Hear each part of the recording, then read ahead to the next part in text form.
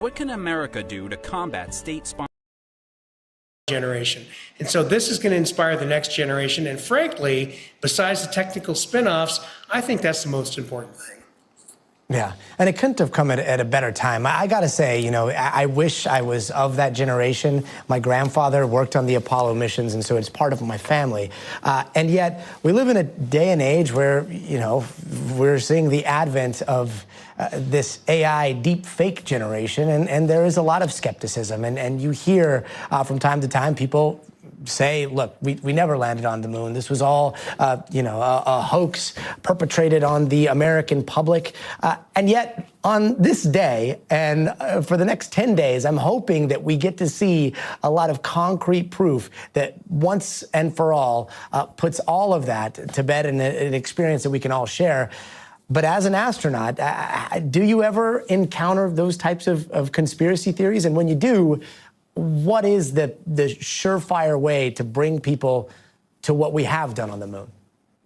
Well, sure. And, you know, when I go out and speak to the public, I'll oftentimes get this whole question of, was that all faked? And my answer is, look, it's simple. It would have taken a lot more to fake it than to actually do it. You think you're going to keep those tens of thousands of people quiet all these decades as part of this conspiracy? That's just not going to happen. Do you think the Russians wouldn't have called us out? They would have known if we had faked it. And, you know, this was all inspired by a movie in the early 70s called Capricorn 1, which was a great movie, by the way. It starred O.J. Simpson, about a fake NASA Mars landing, right? And so, you know, it's kind of like the flat earthers. You know, what can you do? What can you do other than hopefully force people to watch science happening in front of our very eyes? Leroy Chow, always a pleasure speaking with you. Thank you so very much. Let's bring in NBC News correspondent Emily Akeda. She is with a bunch of Artemis watchers.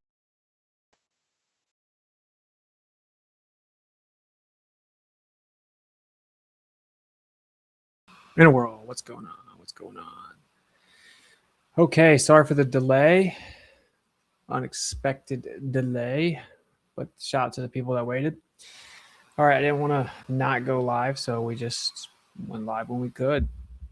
So I think I got everything kind of where we're going to run smooth tonight, so that's cool. So, all right, it's pretty funny. I guess I'm going to be live during my birthday. So we should be on Kick, X, YouTube. So we're going to cover Artemis. Is it real or fake?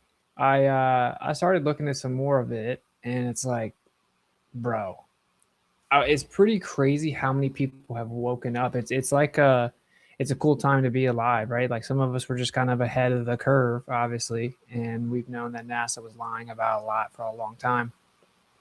Then there's a group of people that think that NASA lied about the moon landing in like the 60s, but they haven't been lying since. Those are people that kind of don't care, have never thought of it. All I know is all over my X feed, almost every account has made a post like saying something about it being sketchy. So happy birthday, man. Thank you. All right. So let's check some of this stuff out. Let's jump right into it. If you want to send a super chat, kofi.com/Witsit. Witsit.me is in the description. It's got all the links on like donate or whatever. Yeah. And I'll read off the super chats periodically. Yeah, fills me. All right, let's check this out. Necessarily just Earth. It was all the blackness around it. Earth was just this lifeboat hanging undisturbingly in the universe.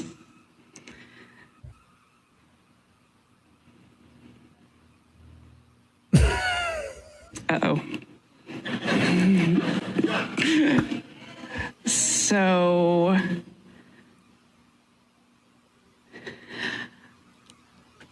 I may have not learned, I know I haven't learned everything that this journey has yet to teach me. But there's one new thing I know, and that is planet Earth You are a crew. Yeah. Thank you. Not necessarily just Earth, it was all the blackness around it. What was that? You just have a script that you memorize and you forgot it, got super nervous. I'm going to go on a limb here and say that if you just went to the moon, you just would talk about it. It wouldn't be that serious. Now, if you didn't really go and you're faking it and you have like a script that you're trying to memorize, then you would freeze up and forget it. Come to find out that this girl is apparently in other movies as an actress. So that's pretty cool. I think there's a panel tomorrow night of some legends that are going to cover this, and we'll probably jump on with them. And Jeremy Hansen taking their first steps outside for their historic test flight.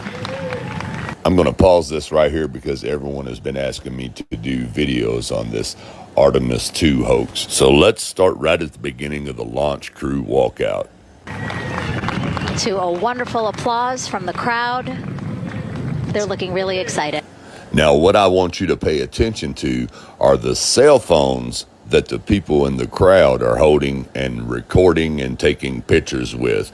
Pay attention to these phones. I'm going to freeze frame the shots where they're holding them up, aiming them at the astronauts, and you will see that there are no astronauts whatsoever in the cell phone footage view.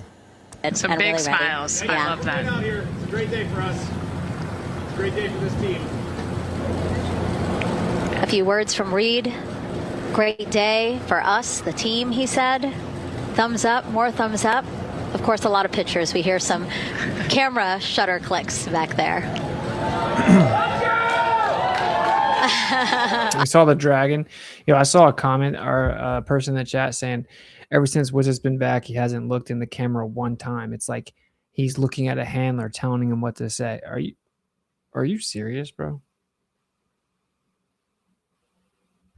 I'm looking at a monitor that's right above my camera. The other option is the camera's above my monitor and then I'm just looking below it. It's just an ultra wide monitor. I can't put the camera in between the monitors.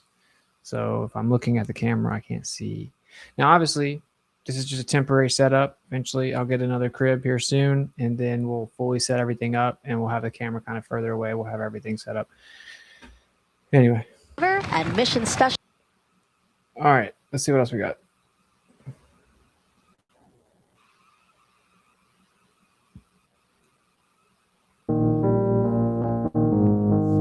It's pretty crazy that this was like super hot on fire and it comes in, there's no steam when it hits the water. I mean, I don't know, it seems weird.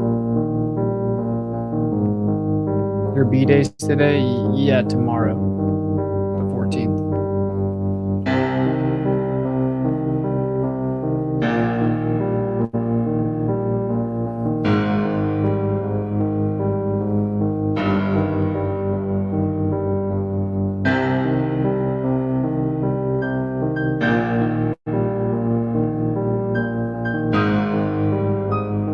If Austin was a clone, could he know it? Pretty sure. Yeah, pretty sure.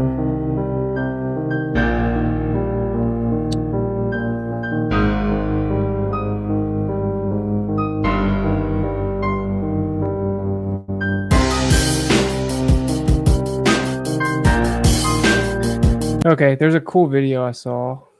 Look, apparently is credited in Mad Max, Fury Road. I don't know. I don't know if there's an official explanation for why she's in movies, but she definitely didn't remember her lines recently. Okay, so there's let's see here.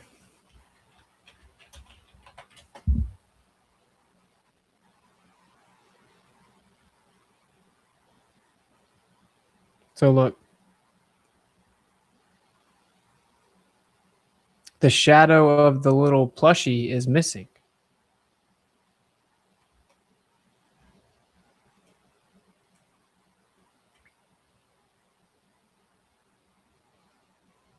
So you see the shadow of her hand right here. right? Holding the plushie. You see the shadow of her hand. Where's the shadow of the plushie? Just gone. No shadow.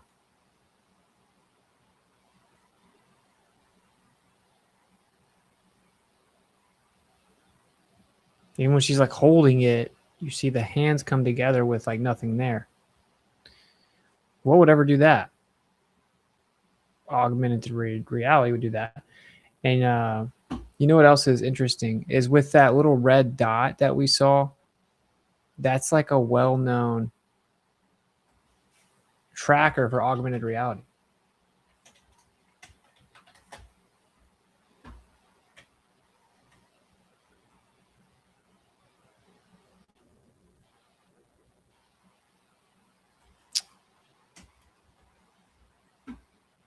I don't know.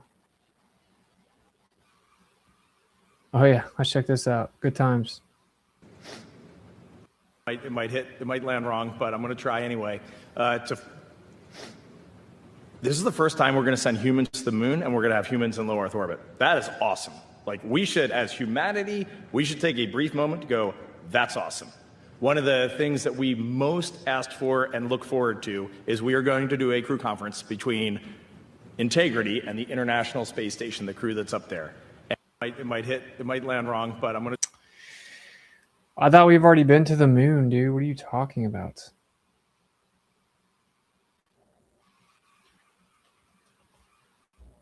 All right, let me start popping these up.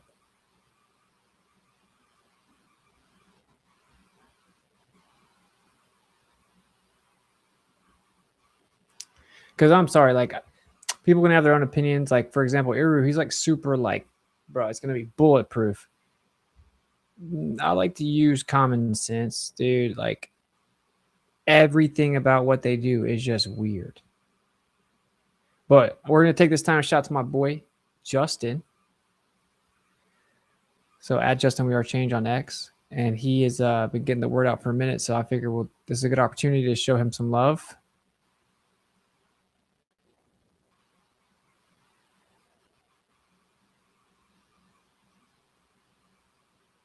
And so again, sorry about the delay.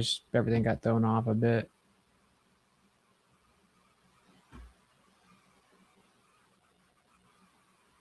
Appearing in the International Space Station? Well, and that's a really good question. That could be a whole podcast. And just to clarify, a lot of people will say, well, I go out and I can see the space station with my telescope or my camera. That's very true. We're not claiming that there's not something up there. We're just proposing that it's not a space station the size of a football field with humans on it traveling at 17,000 miles per hour. I guess the deeper rabbit hole of that topic goes back to the moon landing, and we don't believe that they have the ability to go higher than quote unquote low Earth orbit, if that's even really a thing. Okay, we cool. believe there's some type of Dave limit just said to that how high they can go. quote's like out of context. It's kind of like a truth or trap. He said like since we've had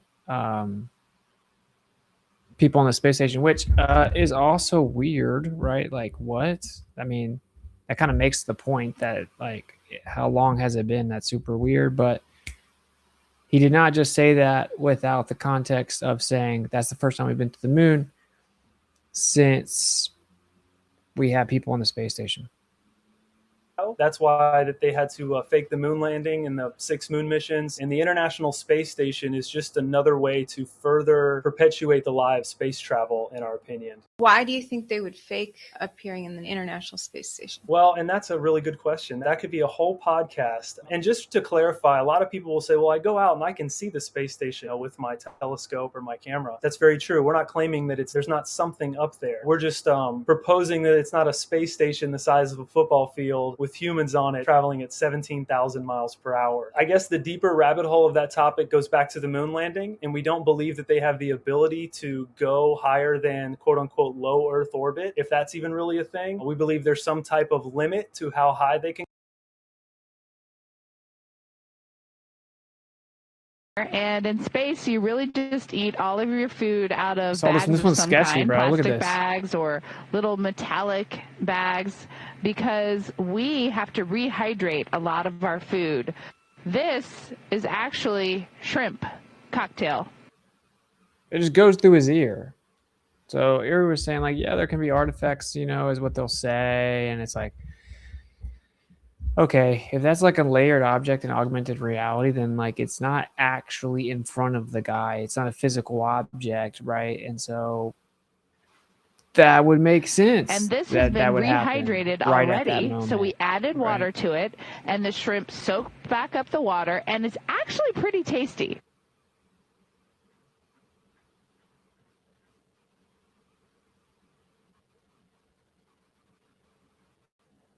I saw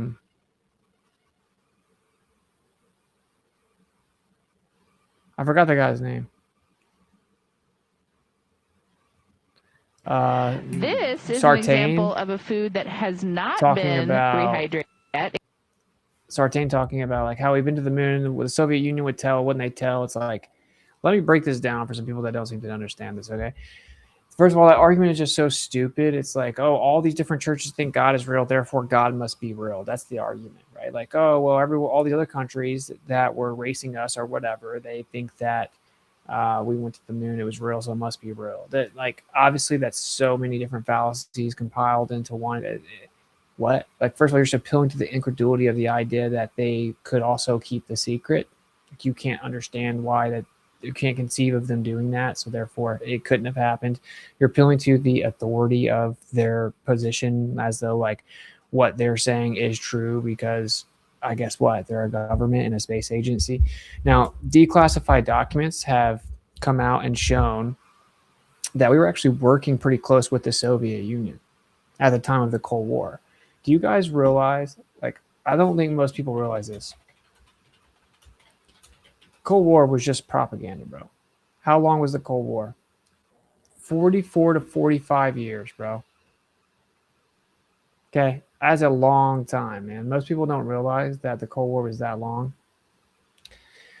Okay, so let's just think about this in very simple terms. What did the Soviet Union claim to do in our space race, right? They claimed that they were the first ones to send like a satellite up. They were the first ones to send like a monkey up into space and all this, right? So they got to claim to be the first ones. They were more advanced than us in whatever. They were the first ones in the space race.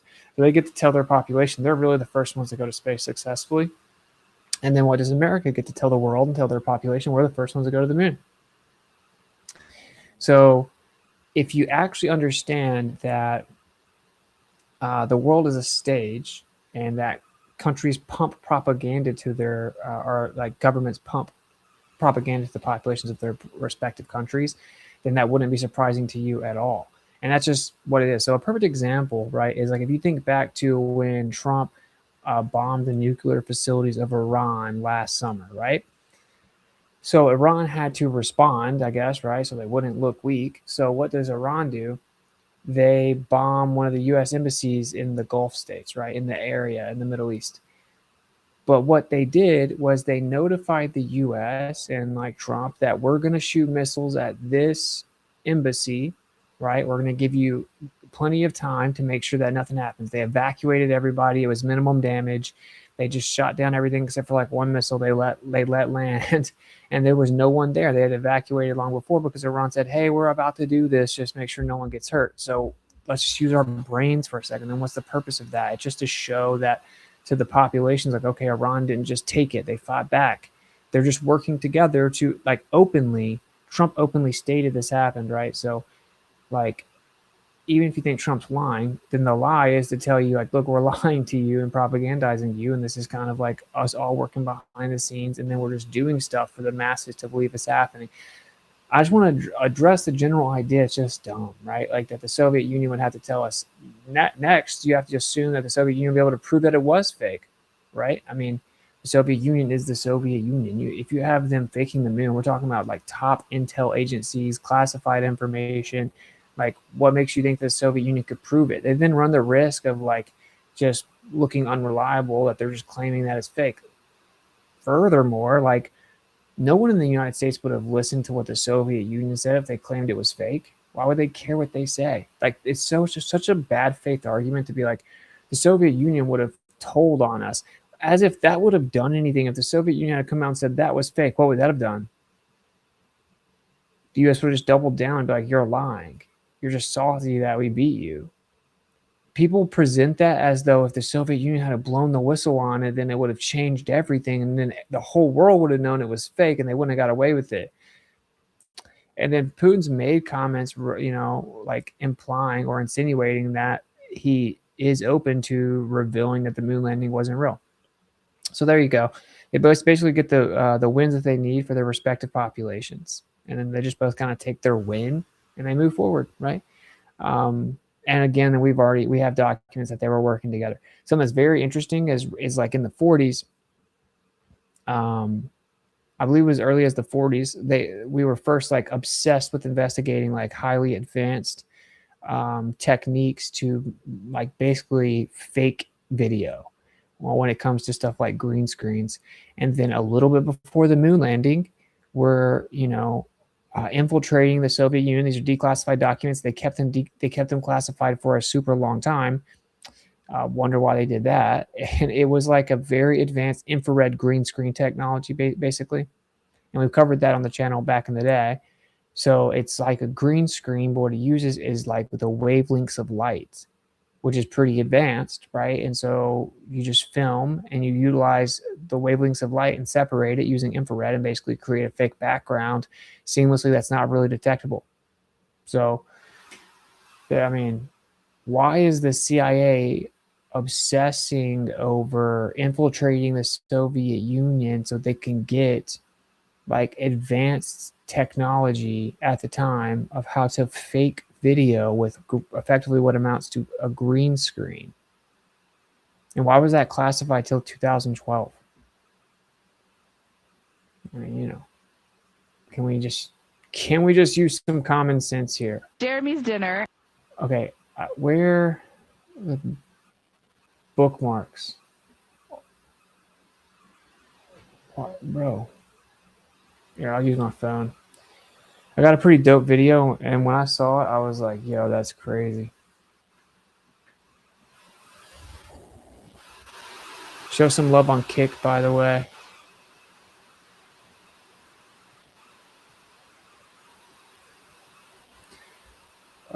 Oh yeah, so somebody started like a birthday page for me.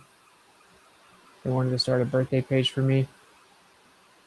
And I think JT just texted me, said he posted out to find it. If he posted again, then I can. Oh, here it is. Okay, pin. Yeah, so shout out to Sam. Appreciate the idea, brother. Much love.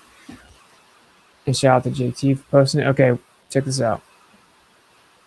Sorry, obviously, like, I don't know what to talk about it. All right, bookmarks.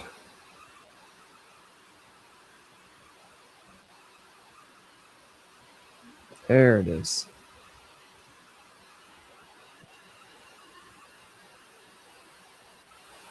Okay, look, watch this.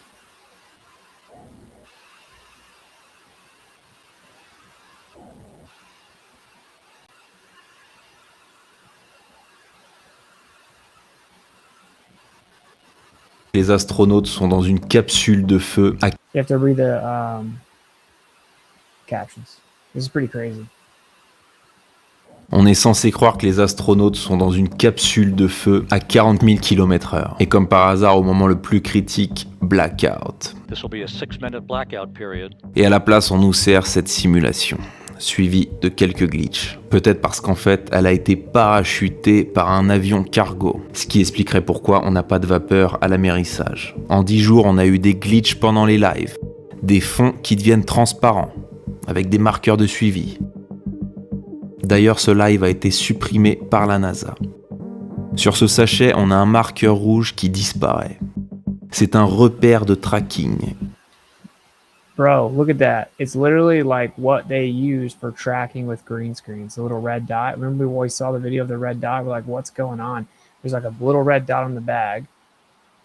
Sur ce sachet, on a un marqueur. This little red dot is there, and then as it flips around, it's gone. And then it reappears later. So what is that? And I was like, dude, what could they even make? What excuse could they even make for that?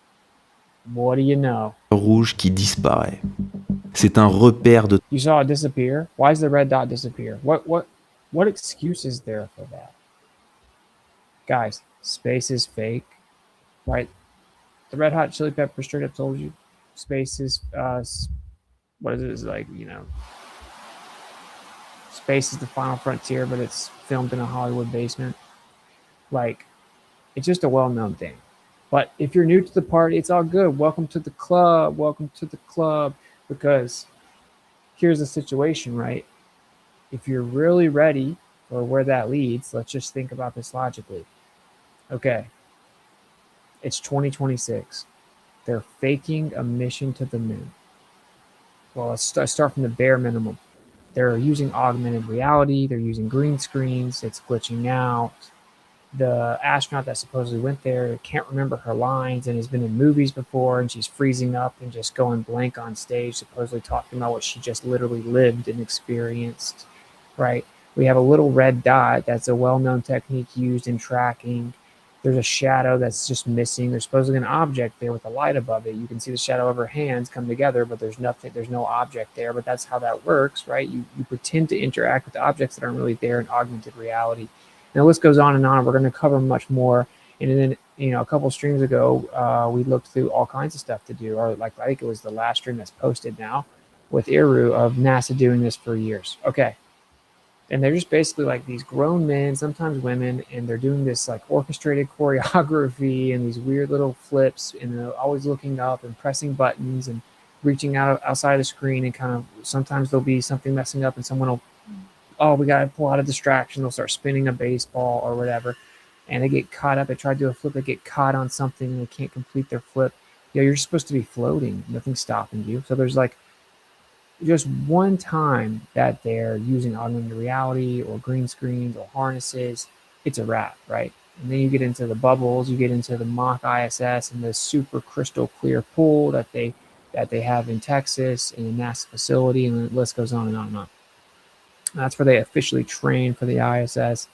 Okay, so if NASA is faking footage from their trip to the moon in 2026, one would then logically have to understand that they can't go there. They can't really do what they're claiming that they're doing, or they wouldn't have to fake it. And they can't really do what they're claiming that they're doing in 2026, and all they're claiming that they're doing is looping around the moon, after previously claiming that they were going to put people on the moon, they were going to walk on the moon a second time. They've actually done that for decades, but we can just go back to 2018, 2020, 2022, 2024. Then we're told 2026 in the Artemis program, they're going to walk on the moon, right? So they come back, and it goes from walking on the moon to first we have to loop around the moon. And then they say we're walking on the moon next, and they keep pushing it back, and then they're like, actually, we're just going to loop around it a second time. So in 2026, we're claiming to do way less than we did in the 60s, miraculously, achieving it on our first attempt.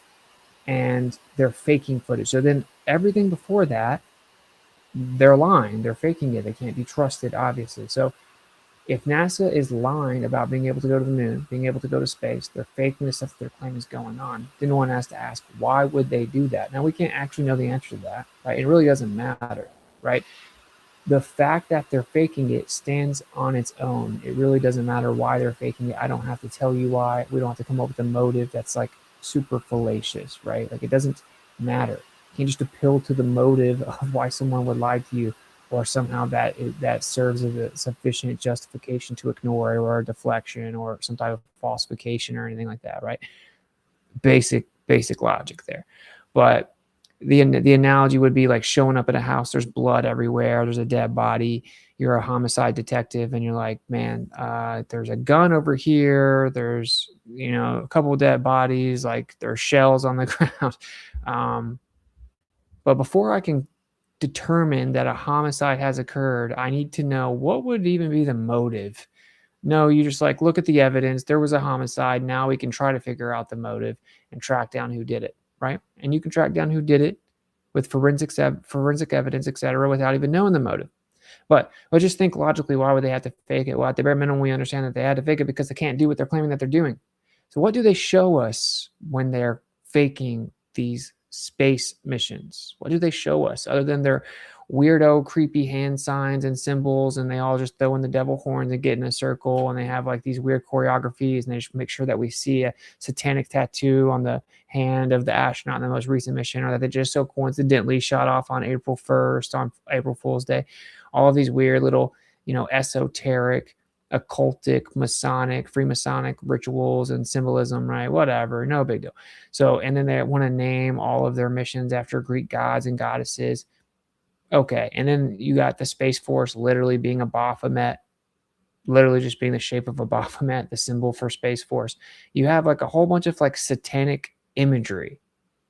That seems weird. This is supposed to be like this atheistic, just science first organization. What does it have to do with Greek gods? What does it have to do with Satanism and Baphomet? Isn't all that fake? Like, why? Now let's go look at the inception of NASA. You run into Parsons, Chandler Parsons or whatever. You start to, I think that's his name. Either that or that's a basketball player. It doesn't matter. Whatever. Dude, something Parsons. You look into the beginning of NASA and they do these weird, creepy, occultic, satanic rituals. Literally. They are literally Satanists. That's weird. That's weird. Let's just pretend I'm like an atheist and I believe NASA's legit and I love science, the scientism or whatever. Okay, the people that like helped start NASA and their space exploration programs were Satanists doing weird, creepy, like satanic sex rituals at NASA's inception on NASA facilities. That's weird and creepy. Okay, that makes no sense. But it does kind of add some context. Definitely add some context. Then you look into the moon landing and you look at Jules Verne, the science fiction author, right, who was a Freemason. And if you look at his tombstone, he's literally like reaching up out of the grave as like an angel. It's super weird and creepy. Let's see if I can show you that real fast, actually. I'm not going to go on and on and on. I'm just explaining to you that this is a rabbit hole that some people just don't even know about, and it is wild.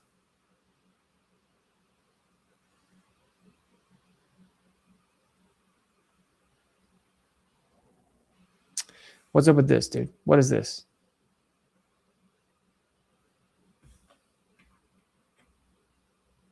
What kind of graveyard site is that? Anyway, this guy writes a science fiction book in like the 1800s about us going to the moon, and we're going to launch from Florida, and then we're going to like slingshot around it. And he gets like all the details of the moon mission correct, the Apollo missions. That's weird. Then you have, I'm just trying to like show the bigger picture to you if you aren't aware, right? The world is a stage, and you have Freemasons that basically cast spells on the public, right? And they put a lot of energy and effort into this, and they meticulously plan it out years in advance. And what they typically do is they come up with the script in the form of a science fiction novel. They wait a few decades, and it's almost as though like they're picking out plans, and they just start taking these, science fiction novels, and they're like, oh, we're going to do that one. So you have the Titan, right, coming out right before the Titanic, exactly telling you what's going to happen to the Titanic. That's insane. You got to be kidding me. I saw someone say that Grok said that the odds of that are like winning the lottery twice or something like that. Okay. Now you get Jules Verne predicting the moon missions. Okay, now you get over to Werner von Braun, the SSS officer from the Nazis that was brought over here in Operation Paperclip, and he writes a science fiction novel, right? And it has the main character's title, Elon, who founds the first civilization on Mars. What? Written in the 40s? Werner von Braun, in charge of rocketry and space exploration at NASA. At its inception, brought over here in Operation Paperclip, which of course it is well known and acknowledged that the Nazis were lying to their public about their rocket capabilities. That guy who was in charge of the rocket capabilities and thus literally propagandizing the Germans about what they could actually do with rockets, they were just lying to them about it and using little models to do it, gets brought over here in Operation Paperclip. And then he supposedly helps take us to the moon, right? He writes a science fiction novel, and it has the main character's title, Elon, founds the first civilization on Mars. Now what do you have? Elon Musk supposedly going to take us to Mars. The world's a script, right? You're watching a movie take place. And if you try to claim to me that all of these things are just repetitive coincidences, you're the conspiracy theorist, dude. You're the coincidence theorist. And so this takes you, if you're like an intellectually honest, good faith pursuit down that avenue, takes you into some pretty crazy rabbit holes, bro. Because you're like, okay, wait, why are they lying about this then? That's what I thought. I'm like, nah, why would they're not faking space? That doesn't even make sense. Why would they do that? Even though I was like 13, 14, when I realized that the moon landing looked like it had been faked. But when I was a little older and they're saying like everything was fake, I'm like, well, why would they do that? Because they're not even, I don't even know what they claim that they do. I don't keep up with it. It's not like they pump it everywhere. It's not like they're really using it for something. So what would be the point of it? But then you start looking a little bit more into it and you realize, oh, wait a minute. When you go to the Apollo missions, that's where we supposedly saw the Earth in entirety for the first time. We're reliant upon these claims of going to space to get what the image of Earth really is, right? And we're told that they're going out in a near perfect vacuum, right? And that the Earth is tilted, wobbling, spinning, revolving, free falling in an ever expanding vacuum that's somehow sitting adjacent to a pressurized system in direct violation of the second law of thermodynamics, right? Of course, but whatever. They just popping out into this vacuum and we're a tiny little speck of dust, a little pale blue dot. Well, that has all kinds of implications. If the only source of information we have to allegedly, reliably confirm that that is in fact the situation, right? The environment in which we exist, we can't claim we know that anymore, that we don't have that evidence. But even more so, there's like a shocking lack of substantial, reliable evidence to confirm these things.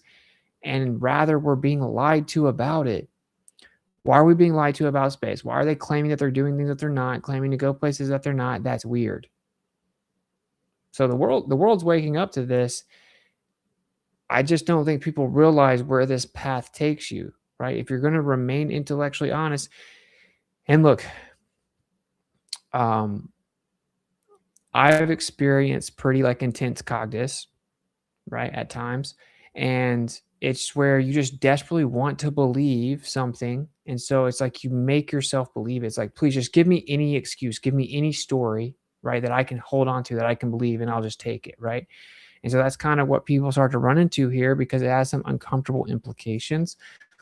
But like, let's just be grown-ups and just handle it. Is what it is. It's really not that big of a deal. Like, space is fake and gay, right? I mean, it isn't that serious. Like, is it really going to change your life? It's not. It's really not. But they're faking it. And maybe this is a good time to pop out Odd and NASA again. I mean, I have been paying for like the full website package for years. I think it didn't even pop up the last time. Let's try it.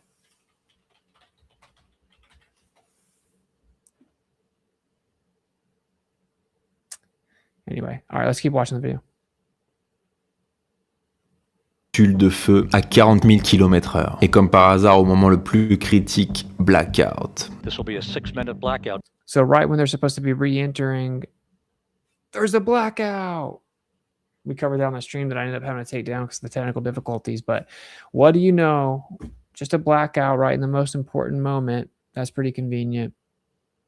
Period. Et à la place, on nous sert cette simulation, suivie de quelques glitches. Peut-être parce qu'en fait, elle Oh, there's a simulation and some glitches. It's totally normal 2026. a été parachutée par un avion cargo, ce qui expliquerait pourquoi on n'a pas de vapeur à l'amérissage. En 10 jours, on a eu He said, oh, well, that would give you time to parachute out of a cargo plane, which would explain why there's no steam when they hit the water. des glitches pendant les lives, des fonds qui deviennent transparents, avec des marqueurs de suivi. D'ailleurs, ce live a été You see all the tracking markers? It is crazy, dude. deviennent transparents à l'amérissage. En 10 jours, on a eu des glitches pendant les lives, Glitches during des live fonds streams, qui deviennent backgrounds transparents, turning transparent avec des marqueurs de suivi. with tracking markers. And it's crazy, like, they still make mistakes. Some people go as far as to say, like, they have to make the mistakes. They have to kind of show you. I just think that's like a really tricky task to do that. And they would love to be able to just show you AI. You can't do that. You really just can't. And if they're trying to really pull it off, they're going to do it live. And this is what I think. I think it might be a little bit deeper than people realize. Why wouldn't you just pre-record it? Just have people ask questions and then just, like, I could take a video right now. I could go live and then play the video, right? I mean, obviously. And so what I think is actually lying to the world live time and having all that energy fed into it live while you are actively deceiving them, that is what effectively casts the spell. And what's interesting, of course, with the moon landing, they're like videoing it off of a screen as they show it to everyone, right? But there just seems to be some type of power with the live lie. But, that's speculation. D'ailleurs, ce live a été supprimé par la NASA. Oh, the live was deleted by NASA later? What, bro, like, at what point is it just weird to act like it's not weird? You feel me? Like, and what I do, the people I think that are like the lamest are the ones that act like this is all lame. They're like, dude, who cares? Who cares if they're faking space? Nobody cares. What, bro? Who cares? Who cares if they're lying about going to space? That is such a random, weird thing to lie about based on the story that we've been told, that it's just such a casual thing that we've been doing for decades. What are they hiding? Why are they lying about going to space? What are they doing? And like, maybe it would be better just to fake like an accident or an injury or something, or some type of like catastrophic event or incident, so that you could justify like, oh, we did that. We had the Challenger, and then people kind of just were like, well, this is too dangerous for a while. And they made it really emotional by having a teacher on there and like everyday people. But then as time goes on, they're like, okay, we should be able to go back to space, right? And so eventually the public just starts to kind of demand it. They start to get restless. And what happens is eventually they start looking back at the first big claim about going to the moon. They start looking back. And this is what makes you really fall down the rabbit hole, right? You find out that NASA and the Antarctic Treaty were signed and founded within a year of each other. Well, what's going on there, bro? So you have Operation Paperclip bringing in the SS officer Werner von Braun over here, amongst others. He gets in charge of the space exploration program. You have NASA being founded. You have the Antarctic Treaty being signed. You have us going out to the south, right, in Operation High Jump, Operation Deep Freeze, and they have us like exploring Antarctica. They come back, boom, sign a treaty. Boom, found NASA the next year. What's going on? Like, that's a very weird sequence of events. And you keep going, and it just gets weirder and weirder and weirder. I have a whole stream covering that. I think it's like the globe deception timeline. I break it all down. Sur ce sachet, on a un marqueur rouge qui disparaît. C'est un repère de tracking, utilisé pour coller un objet 3D. Ici, la peluche n'a pas d'ombre. Et les vêtements de Christina ont des gros bugs. Et visuellement, soit des vidéos floues et déformées, soit des images de synthèse beaucoup trop nettes. Des fois sans étoiles, des fois avec, parce qu'ils se sont pas encore mis d'accord depuis 1969. C'est pour ça qu'il demande de l'aide à son coéquipier. Un peu comme Don Petit, regardez Mike. So you can see the stars. Oh yeah, they like look at each other when they ask the question, "What's up with that?" So, okay, every time they ask the question, "Do you see stars in space?" Des fois. And what's up with this? Okay, I'll read what he's saying. Des marqueurs de suivi. D'ailleurs, ce live a été supprimé par la NASA. Sur ce sachet, on a un marqueur rouge qui disparaît. C'est un repère de tracking. Tracking reference, also used all the time. It's used to attach a 3D object. Here's a plush toy with no shadow. We just checked that out. Christina's clothes are start glitching out. Blurry, distorted footage, or CGI that's way too sharp. Look at that. Bruh. What is that? Dude, it's 2026. Isn't this what everyone's primary complaint was the last time, was that the footage was trash and that it wasn't live?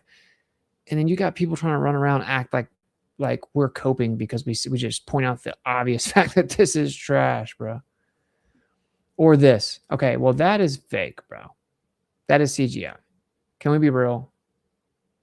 Because if it wasn't CGI, then you wouldn't have the two extremes, right? You wouldn't have the extreme of this and that.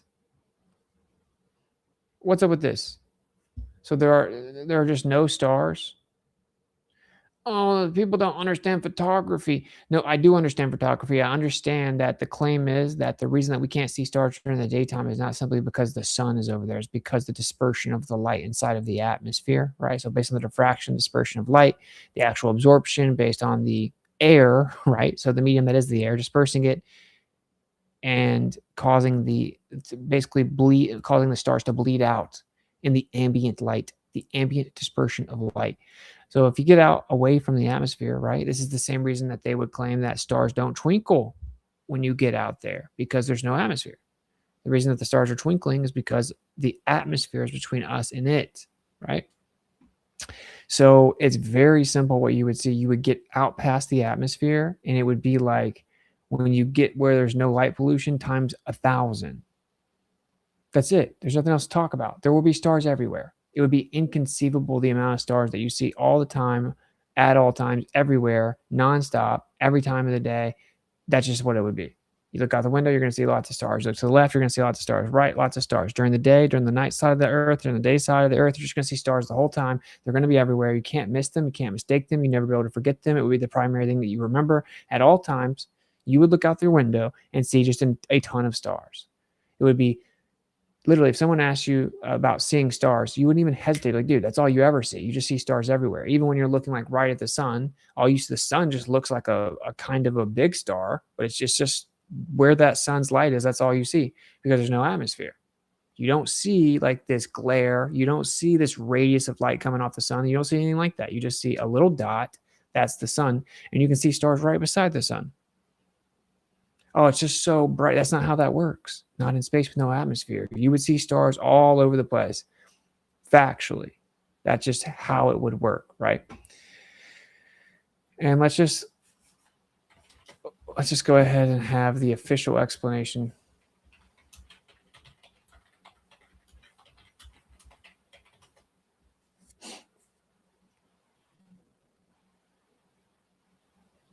Okay, this is way too long.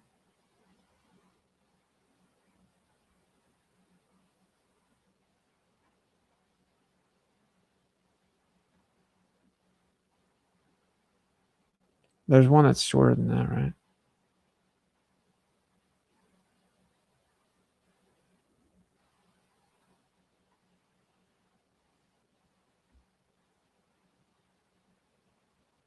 Of your human eye in the retina is about 6,000. Go around the sun. There's no other way to right. And his favorite objects are very. It's that human beings have lousy, right? Okay. 100 square degrees. Here's what you do. And the light is, but you can't resolve it, so it's just a puddle of light. In fact, it wasn't until 19. Okay, we're not gonna. I mean, bro, I'm sorry, that's unbearable. De feu à 40 000 km/h. Et comme par rouge qui disparaît. Soit des vidéos floues et déformées, soit des images de synthèse beaucoup trop nettes. Des fois sans étoiles, des fois avec. Parce qu'ils se sont pas encore mis d'accord depuis 1969. We were never able to see stars from the lunar surface. I don't remember seeing any. C'est pour ça qu'il demande de l'aide à son coéquipier. Un peu comme Don Petit regarde. Why does he do that, bro?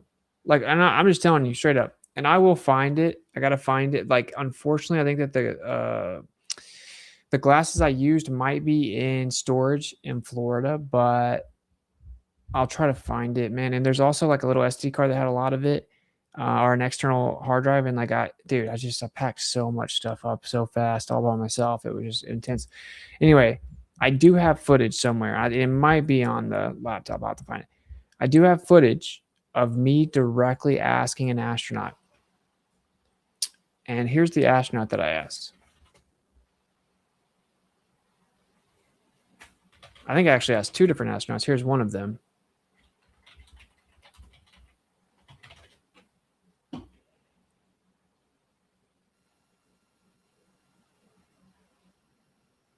So this girl is supposedly on a spacewalk, and she drops her tool bag. Oh, great. We have a lost tool. One of my crew bags was not transferred and it's loose.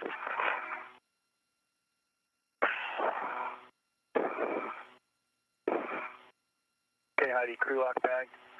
Yeah. We see it. Yeah, we see it. Okay. The only reason that I didn't immediately release that footage is because I was like pretty frequently going to Kennedy Space Center, and I didn't want them to catch on that I was like, I would go in like my NASA hat and glasses and my nerdy little backpack. I did some like private streams for people that were Patreon members. By the way, I kept track of everyone that was a member. I mean, I guess I'll extend it one day. I'll just extend it one day. It'll all be posted in the morning. Like, so if you sign up like tomorrow, like morning, late in the morning or whatever, I'm sorry, you'll still get all kinds of exclusive access, but you're not going to get kind of the first thing. Because I told everyone I was going to hook them up if they signed up before the weekend. But so I guess I'm extending it like one more day, in the morning, whatever. But if you're a monthly member on Patreon or Ko-fi, because I wanted to show the people that show me love, extra love, then I'm going to drop what we're going to do exclusive. It's first time I've ever done something like that. It has a lot going into it, but yeah, so we'll do that. We'll launch that. I mean, we'll announce that tomorrow and do that this week. But anyway, so I did stream for some of like the exclusive Ko-fi members and stuff like that while I was there, but I didn't want to just leak the footage because like if it were to go viral, then I know that they would like notice me, and they were already kind of noticing me, I feel like. So anyway, maybe in hindsight I should have released it, but I straight up asked these astronauts face to face. I would always ask the star question. I got different answers from different astronauts, 2 different astronauts, and they would look at me like they didn't know what to say. And I'm like, dude, have you guys not ironed out that detail yet? I mean, it was an issue for you back in the 60s. So, okay, if we just look at this here. On est censé croire que les astronautes. Watch their reactions, bro. So, Encore mis d'accord. I thought it was because of the camera, and we just didn't understand. But so there's stars here. Vidéo floue et déformée, soit des images de synthèse beaucoup trop nettes. Okay, I see some stars there, and the CGI footage. What's up with that? Des fois sans étoiles. Oh, I see some no stars. Never mind. See no stars. With that little bit of light's preventing us from seeing stars. Are you kidding me? Des fois avec. Oh, I see some stars here, and we're looking right at the light, though, right? What's going on? Parce qu'ils se sont pas encore mis d'accord depuis 1969. Watch what they do. We're never able to see stars from the lunar surface. I don't remember seeing any. Like, why they're looking at each other like we got to be on the same page with our answer. That's just objectively weird, right? Like, that doesn't make any sense. Like, if you and I, we went and traveled somewhere and we hung out, we did something, right? And then we came back and people wanted to ask us questions, we would both just immediately be giving our answer. Never will we have to look at each other and think for a second, wait, what's our answer here? That makes no sense. If you experienced it, you know the answer. There's an objective answer. You're just going to say the answer. You don't have to look at each other and hesitate and stutter and be like, okay, let's make sure we say the same thing or the right thing. Wait, did we not think about the answer to this? That's just weird, right? I mean, we can all agree that that's weird. C'est pour ça qu'il demande de l'aide à son coéquipier. Okay, so they're about to ask the same thing. Do you still see stars? Stars in outer space. Un peu comme Don Petit. Oh man, you want to help me out here with this answer? Like, it's not an algebra equation. Regardez Mike. Yeah. That one's the funniest one, dude. That's got to be the funniest one. Un peu comme Don Petit, regardez Mike.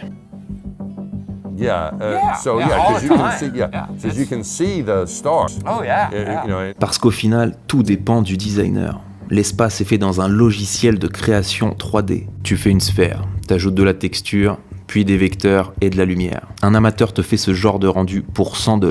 Alors imagine ce que la NASA a fait pour 20. So yeah, that's quite a few little things that are interesting to say the least, yeah.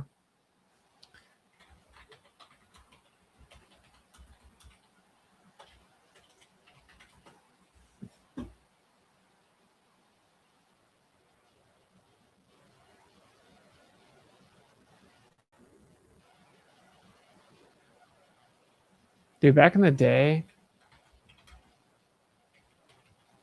you could just YouTube anything to do with this topic. It'd pop right up.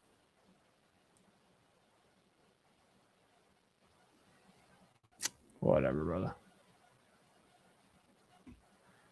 Hey, go show my boy Bruce McGuire some love. Go show him some love.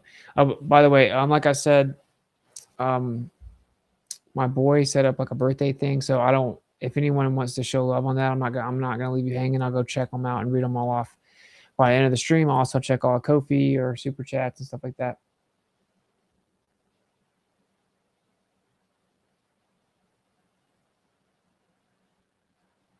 He's covering some of their shots. Go check this video out. I'm sure it's good. All right. I just hate that I didn't get started on the stream until super late. It was not supposed to go down that way, but whatever.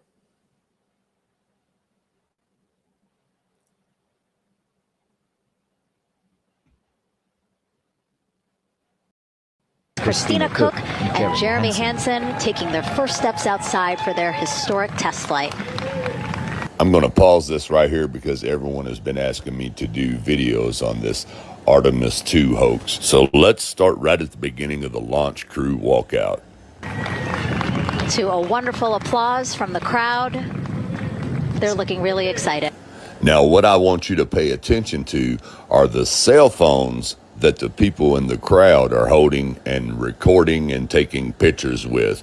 Pay attention to these phones. I'm going to freeze frame the shots where they're holding them up, aiming them at the astronauts, and you will see that there are no astronauts whatsoever in the cell phone footage view. Some big really smiles. Yeah. I love that. Out here. It's a great day for us. It's a great day for this team. A few words from Reed. Great day for us, the team, he said. Thumbs up, more thumbs up. Of course, a lot of pictures. We hear some camera shutter clicks back there. I love Some big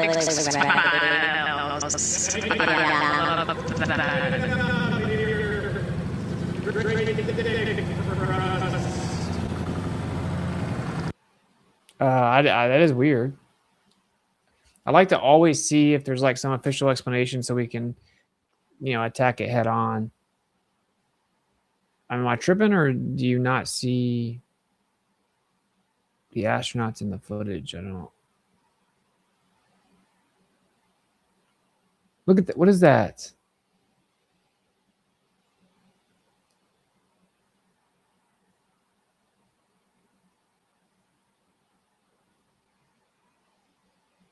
I should just say he's zoomed in somewhere other than the astronauts.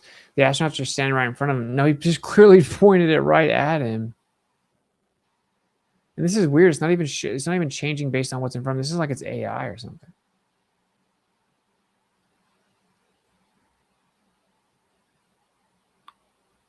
Am I tripping? Like, watch him move around. It doesn't even show it. Watch this guy move his camera. She's moving. Nothing's changing. He's moving. It's not changing.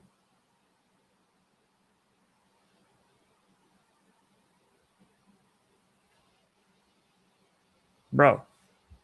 What?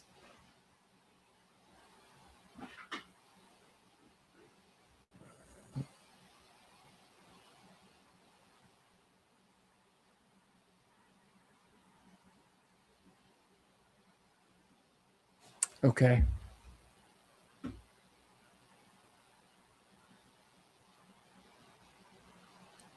see what else we got here. And in space, you really just eat all of your food out of bags of some kind, plastic. Yeah, because, when we go to space, we just want to talk to you guys about what we eat the whole time.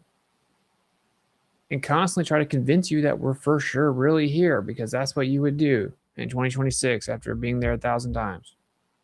Bags or little metallic bags, because we have to rehydrate a lot of our food. This is actually shrimp cocktail. Yeah, so watch the tail the bag leaves on Jeremy's face. So that's this guy right here. This bag is just floating in the air, and if you don't know with this footage that they send out, all these things that are floating is actually CGI, is completely computer animated, and that's why there's so many inconsistencies with it. And if you look at the edges of it, And you'll this see. has been rehydrated. Okay, we saw that one. By the way, I'm watching a lot of these for the first time with you guys. Austin, why do you think they didn't make this mission about landing on the moon again?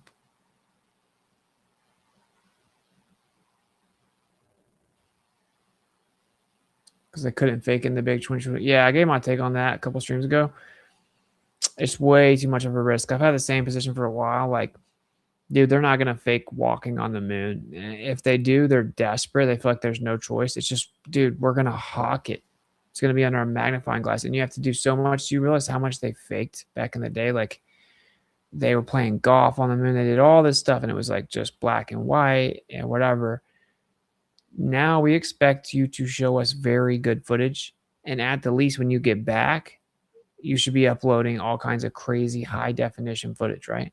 So it's going to get picked apart. It's going to get picked apart. So you're going to use AI. AI is going to make a mistake. You're just going to use a studio. You better be careful. Be careful. So I don't think that they can. I mean, they're getting busted with little stuff on these missions, right? And obviously, the more that people look through stuff, the more that they're going to find stuff. So that's why. I mean, but my boy Robot Polisher. Oh, he's just showing that it's 33. We expect to reach a maximum velocity of 24,661.21 miles per hour. Wonder if he's made a video.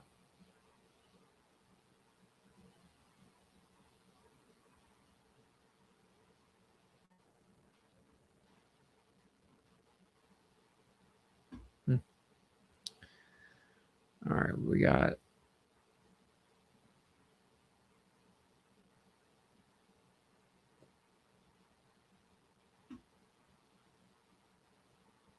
go show Robot Polisher some love. Some of the best videos ever.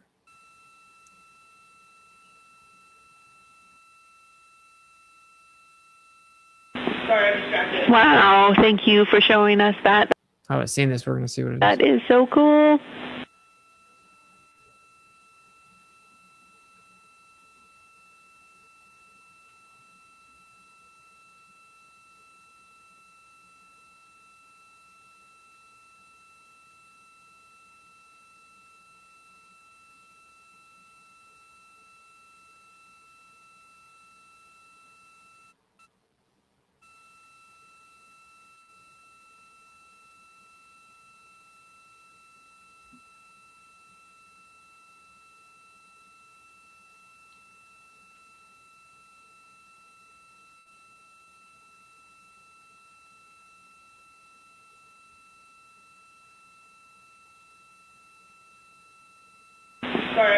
Wow, thank you for showing us that. That is so cool.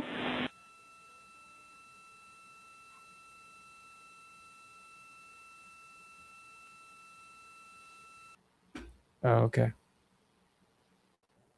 All right, I got a couple good ones here.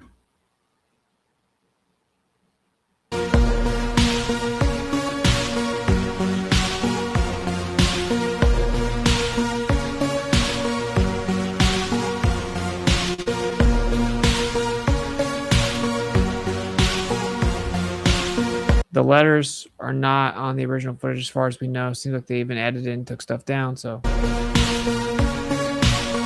the sketchy part of that is where the plushie like overlaps with the orange strap. What is that, bro? What is this right here? Are we in space or are we not? Bro, what? Bro, what is that, bro?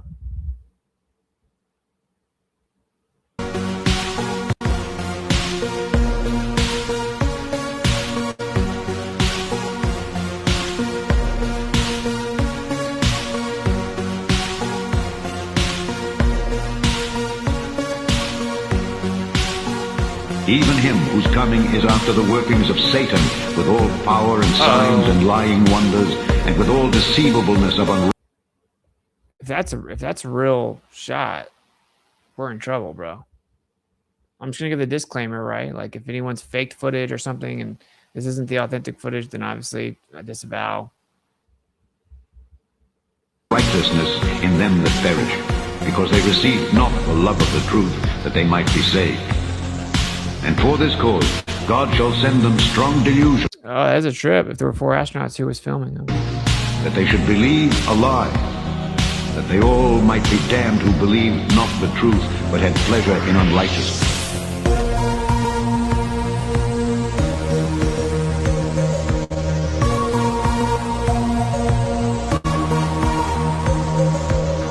It is just crazy.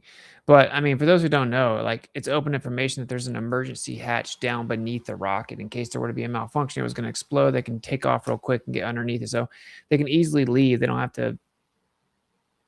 From my understanding, this always happens, like on all the launches, even when there's not even supposedly astronauts. These little 4 baskets come down, but they could be inside them, I guess. I didn't follow them. I don't know, but there's just like an emergency hatch underneath it anyway. They could easily duck off and you wouldn't know.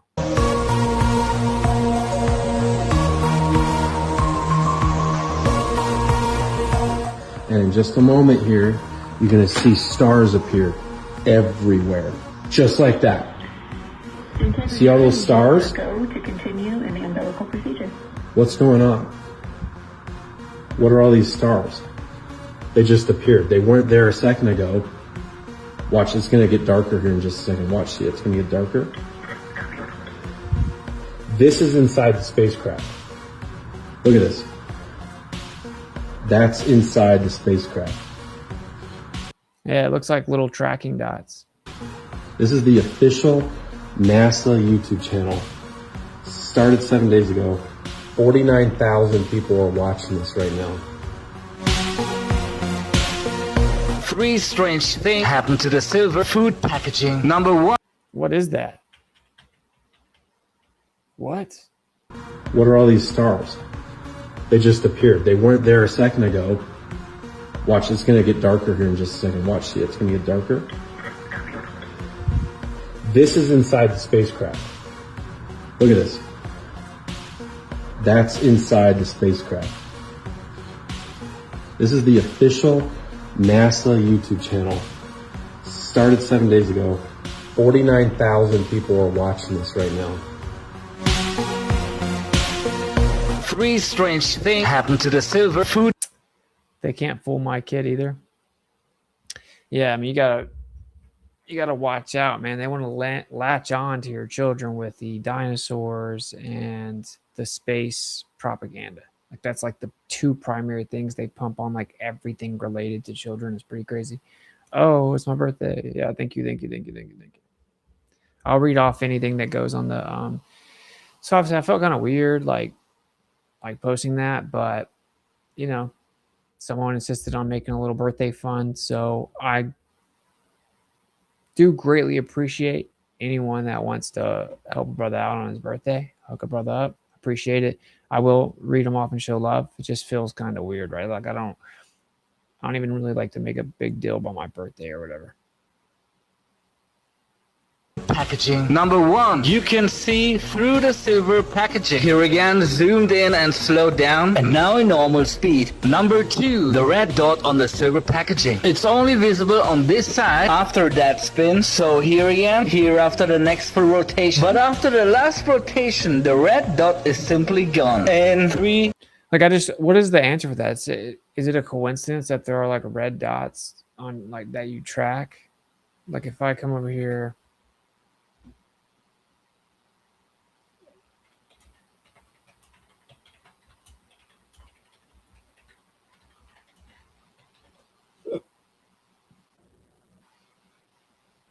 Like tracking markers.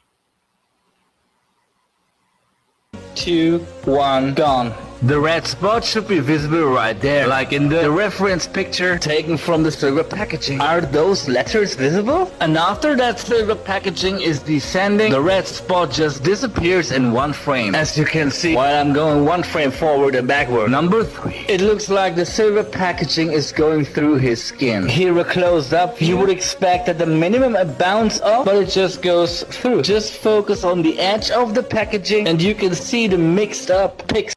Okay, I'm going to play this. I've got to grab some water. I think this is because it brings a little bit of the history down. The evening of April 1st, 2026. Fair use act. I'll be right back.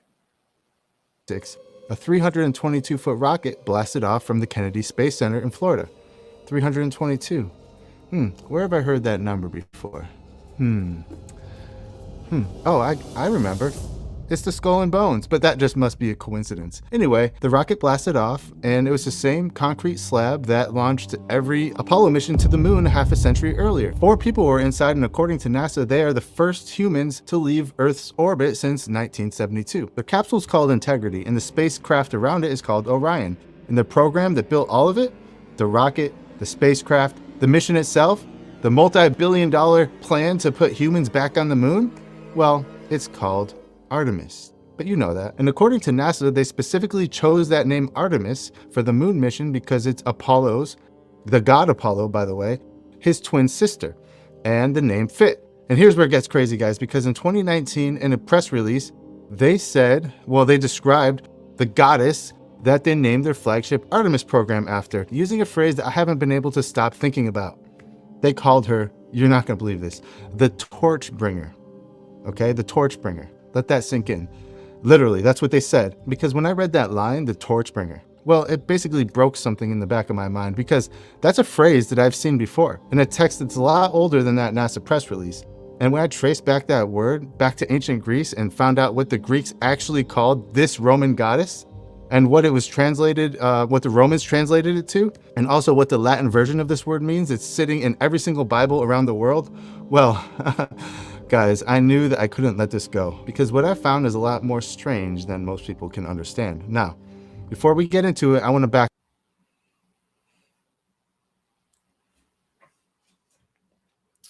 I mean, is it just a coincidence? Like all the, dude, is all the occult symbolism just a coincidence?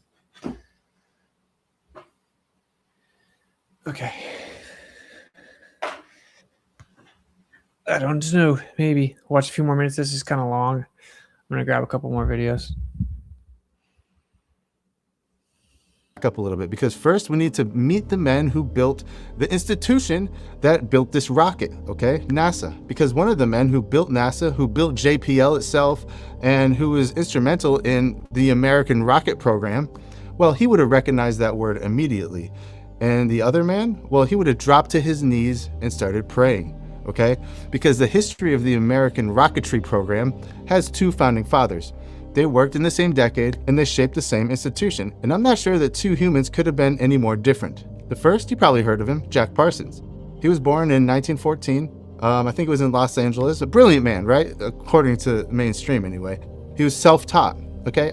Ask yourself, how does a man who's self-taught understand rocketry, understand rocket science, and is able to build an organization such as NASA, such as JPL? Okay, ask yourself that. Because I said Chandler Parsons. I think that's like a basketball player. Okay. Bro, it's so weird. Like, if you're new to this rabbit hole, trust me, we also think it's super weird that these people that are just these scientists that are into going to space that work at NASA are like obsessed with Satanism, Baphomet, Luciferianism. Like, I think we should be able to all come together and agree that that's really weird. That's really weird. And again, quick reminder, you got Operation Paperclip.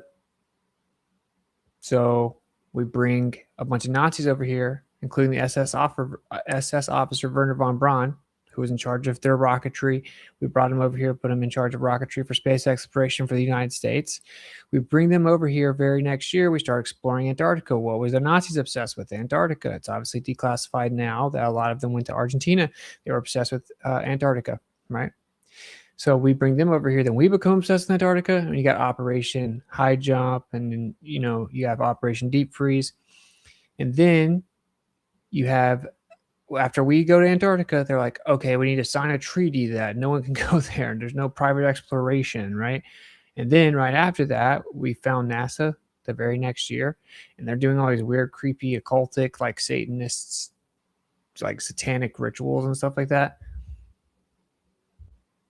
And then you have Operation Fishbowl a couple years later, where we're shooting high altitude weapons, like as high as we can go, right? And Operation Fishbowl was part of the bigger Operation Dominique, which means of the Lord. So literally, Operation Fishbowl of the Lord. We're shooting high altitude missiles as high as we can go.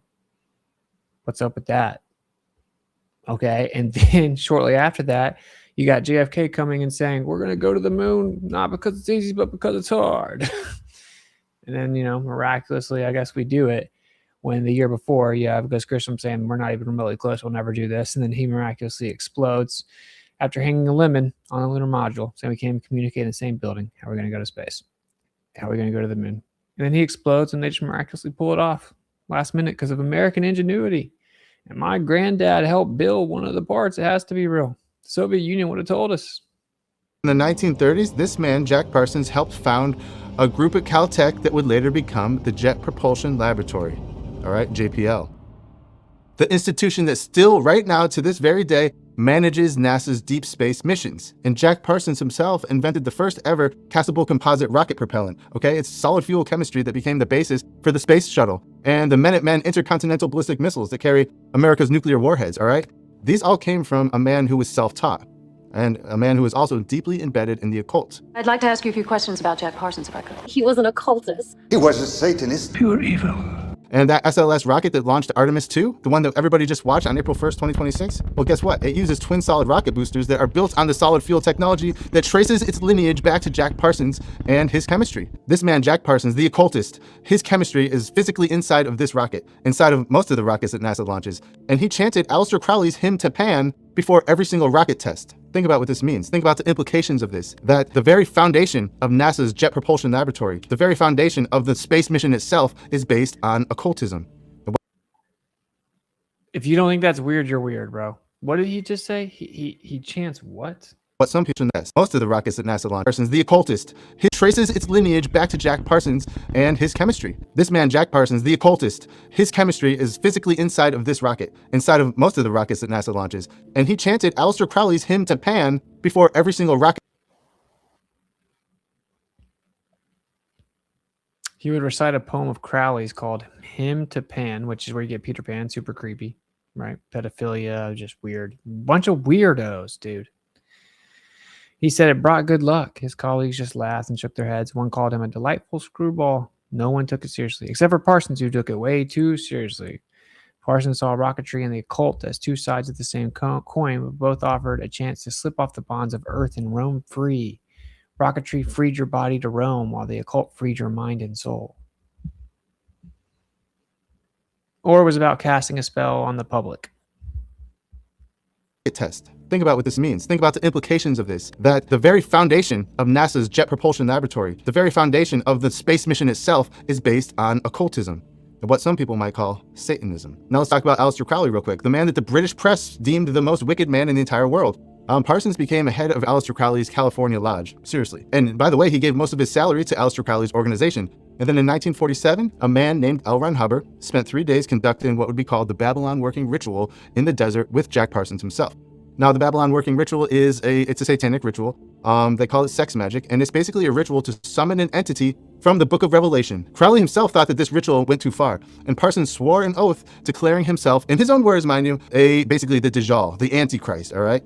And Jack Parsons, he died in a mysterious explosion in 1952. He blew himself up. And by the way, I mean, just a bunch of creepy weirdos, right? So, like, there are people like, oh, man, these religious fundamentalists, they think that the earth is special, blah, blah, blah. Bro, like, the people that supposedly gave you the evidence that makes you think that it's not special, even in their own paradigm, where you need all kinds of fine-tuning problems that you need to address, including, like, the expansion of the universe, the very inception of the universe, and then somehow you have to violate the first law of thermodynamics, literally requiring there be a creator. So let me just go ahead and like take away this coping idea that somehow you can intellectually defend the idea that there is no creator. Okay, very quickly. First law of thermodynamics, right? Because people just like, it's just cognitive. So like, oh, I don't want there to be a God, because if there's a God, that means maybe that he's watching me. And if he's watching me and he has rules because, well, he's God and he created everything, thus he created an objective morality that then creates a linear code of ethics. And that automatically introduces some type of accountability. So if there is an, objective morality stemming from a creator and, all powerful primary mover and intelligent mind, then maybe I can't just do whatever I want to whenever I'm lying and I'm sneaking around and I'm manipulating and I'm being coercive or whatever I'm doing, I'm hurting others, then I may be held accountable. And the longer that I hold on to these lies or sneak around or whatever, like there's just going to be a natural balance of how that works. People may not want to acknowledge that, but can I ask you a question real fast? I'm not just going to start preaching, trust me. But if that were true, would be blocking it out and denying it and just pretending it isn't real, or, you know, out of sight, out of mind or whatever, like, is that going to benefit you or is that going to hurt you? If there was a creator that gave you such an incredible world where you can like create little mini me's and you can take one apple and take a bunch of seeds and then plant them in the ground and get a bunch of trees that create a bunch more apples with a bunch more seeds, and there's just infinite abundance and beauty, and this place is truly incredible, and you have a light for the night, a light for the day that just so happen to be exactly the same size optically in the sky, but supposedly the moon is 400 times smaller, just coincidentally exactly 400 times closer, even though a Mars-sized body just hit the Earth and broke it up into a bunch of little rocks, and then one rock decided to stay around and started being coalesced by gravity into a perfect little ball, just so happened to stay the perfect distance between the Earth and the sun to make it look like it's the same size as the sun, even though it's 400 times smaller, and that's just a coincidence or whatever. But you just have this beautiful, harmonious place in existence that's filled with abundance, and you're literally able to create little mini-me's, right? This wide spectrum of human emotion, beauty, all this. I'm not just going to start preaching, but my point is, like, well, don't you think that maybe that creator, that intelligent mind that created all those things, wants the best for you? Wants you to be happy? If he created the ability to feel happy, he would probably want you to be happy. So these other things that create some type of ostensible path to happiness, illusory happiness, fleeting temporal bliss, right? But the creator doesn't want you to do them, then maybe they're not actually good. Okay, set those all aside. First law of thermodynamics says matter and energy cannot be created nor destroyed. And this always happens when it gets late. I kind of start going fast, and I didn't get started till late. We're kind of just in the fast mode. So, you know, it is what it is. First law of thermodynamics, matter and energy cannot be created nor destroyed. If we were to think, okay, could there be a God? Okay, I don't know. Let's think about it. Like, what's the question of, is there a God? Is there a creator? A creator of what? A creator of existence. What is existence? Matter and energy. Different modalities or forms of those two things, matter and energy. You have different states of matter. You have different forms of energy, but everything is matter and or energy. Okay, so the universe, quote unquote, all of existence, matter and energy. So we have to ask ourselves, how did all the matter and energy, i.e. existence, get here, right? Okay, so first law of thermodynamics says that matter and energy cannot be created nor destroyed. Wait, so there's matter and energy here. We're trying to figure out how did it get here, but if it can't be created nor destroyed, then it had to always be here. Okay, so matter and energy were just always here.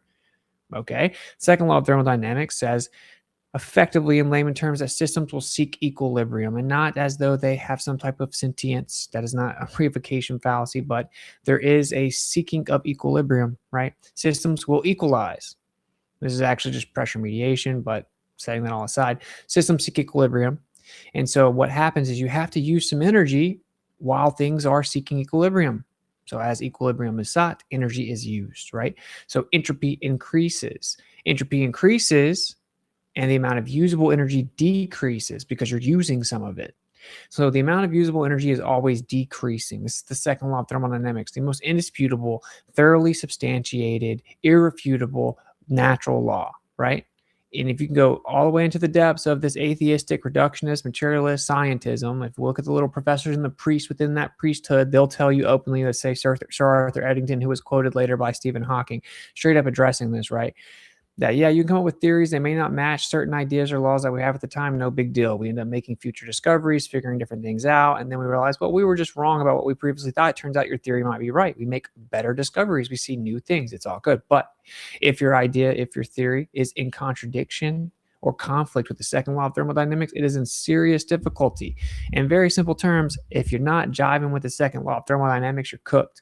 Okay, so the second law of thermodynamics says the amount of usable energy is decreasing. Well, if it's always decreasing, it has to have a beginning point to decrease from, right? If it's decreasing, you can't just infinitely go up. It has to have a beginning point to decrease from.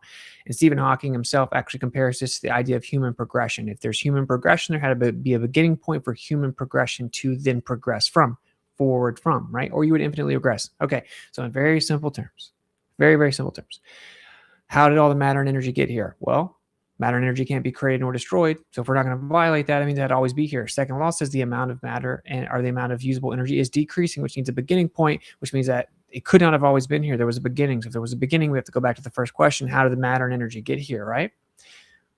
Well, It couldn't have always been here, so we only have one other option. It was placed here, it was put here, it was created. If it was created, if matter and energy was created, we have a problem. We now violated the first law. What is the first law? It's a natural law. So now we have to invoke something that isn't limited to natural law. I would say maybe attributed to a force that isn't limited to the laws of nature, which is the very definition of supernatural, and the etymology, of course, being beyond nature, right? So not limited to the laws of nature, supernatural. So now we need something that is external to the universe, eternal outside of time, was existent prior to the universe. So eternal, external, supernatural. So you need something that's supernatural, external, eternal, that created all of the matter and energy in existence. You need something that's, calm down, I'm pretty calm. You need something that's eternal and external to the universe, that was here before the universe, that's supernatural, creating everything in existence. Okay, so you need a supernatural creator, right? What's the antecedent of creation? A creator. Antecedent's a fancy word for necessary requirement. What's the requirement for creation? Creator. Okay, long story short, literally, undeniably, indisputably, just with a basic examination of the first and second law of thermodynamics, the natural laws that rule this realm that we exist within, right? You have to have, literally, you have to have an external, eternal, supernatural creator. A supernatural creator that created everything that exists. Sounds like a god. Okay, so you got to have a god. So now, if you zoom all the way out and you're like, yeah, what's up with these creepy weirdos that are trying to convince us that there's really not a God, and that we, I don't know, lightning struck primordial soup and rocks turned into fish that jumped out of the water and grew fish because they thought the water was whack, and then whatever, our ancestors are kiwis and strawberries or whatever other nonsense that they've come up with, even though they can't even explain abiogenesis, where somehow organic life stems from inorganic matter or whatever. We'll just kick that can down the road and pretend it's irrelevant. And then we just start begging the question about evolution with all of the, let's just say easily refuted with irreducible complexity. But the point is that you have these scientific organizations, quote unquote, scientism, religious organizations that dogmatically assert claims that require blind faith, that are built upon the doctrine of men. So it's a religion, ironically. So NASA's got to be at the forefront of something like that, right? Right, within this materialist, reductionist worldview, scientism worldview, what would be like the top guys, like the big dog, right? It's got to be like NASA, okay? They're supposedly going out and looking back at this little bitty tiny speck of dust called Earth, this little bitty rock that we just happen to live on, that's tucked away in this insignificant corner of the universe. It really doesn't matter. And it's just this massive universe, random, chaotic happenstance just so happens to give us this little tilted, wobbling, free-falling ball inside of a vacuum or whatever. NASA's the one that really drives that home, right? They're the ones that supposedly got out far enough away to turn around and be like, take a little photo of it. So they supposedly are the ones that confirmed this narrative that the entire, materialist worldview is built upon. Okay. Weird that those people are obsessed with Greek mythology and Satanism from its very inception. So if there has to be a creator, literally there has to be a supernatural creator that created everything that's here. And you got people that are trying to convince you somehow that isn't the case by just distracting you and making sure that you never hear that very simple explanation that I gave. Although I gave an abundance of details that might have lost some people, but it's pretty simple, right? Matter and energy here. Couldn't have always been here, had to be created, means something outside of the laws of nature created it. Supernatural creator made everything that exists. Very simple, right? So if there's a group of people that are trying to convince you that that's not the case, and there's this mainstream organization or just conglomerate of organizations, right, that have a stranglehold on the information that is force-fed to us at a young age, attempting to manipulate our minds at a young age and the way that we then grow up to view the world.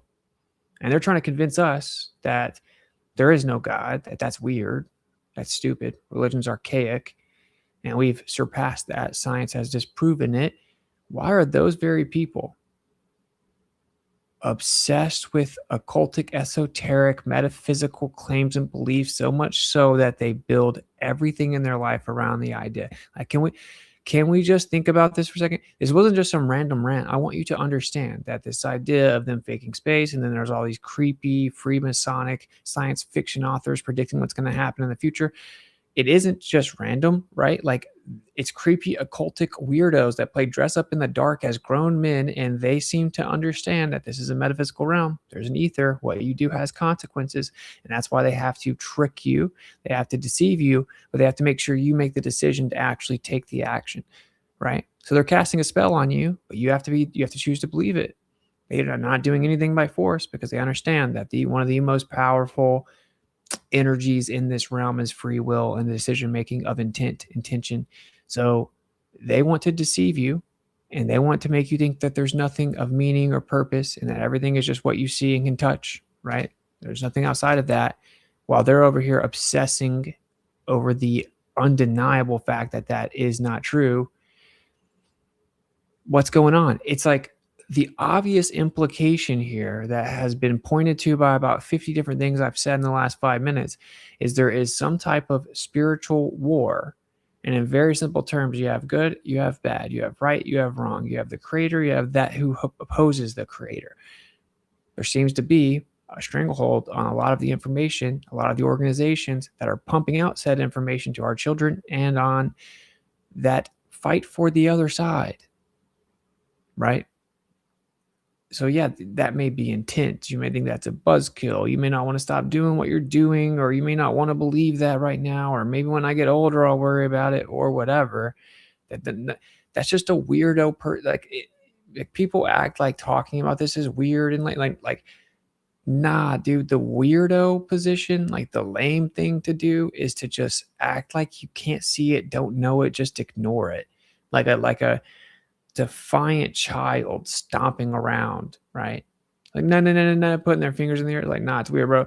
This is the point, okay? Now, all of a sudden, even in 2026, them being so adamant about continuing to fake space travel, continuing to pump all kinds of satanic symbology and then pointing to Greek gods, Space Force being the Baphomet, they're constantly trying to shove this symbology down your throat and convince you of this idea, this illusion, right? This facade that they are traveling to space.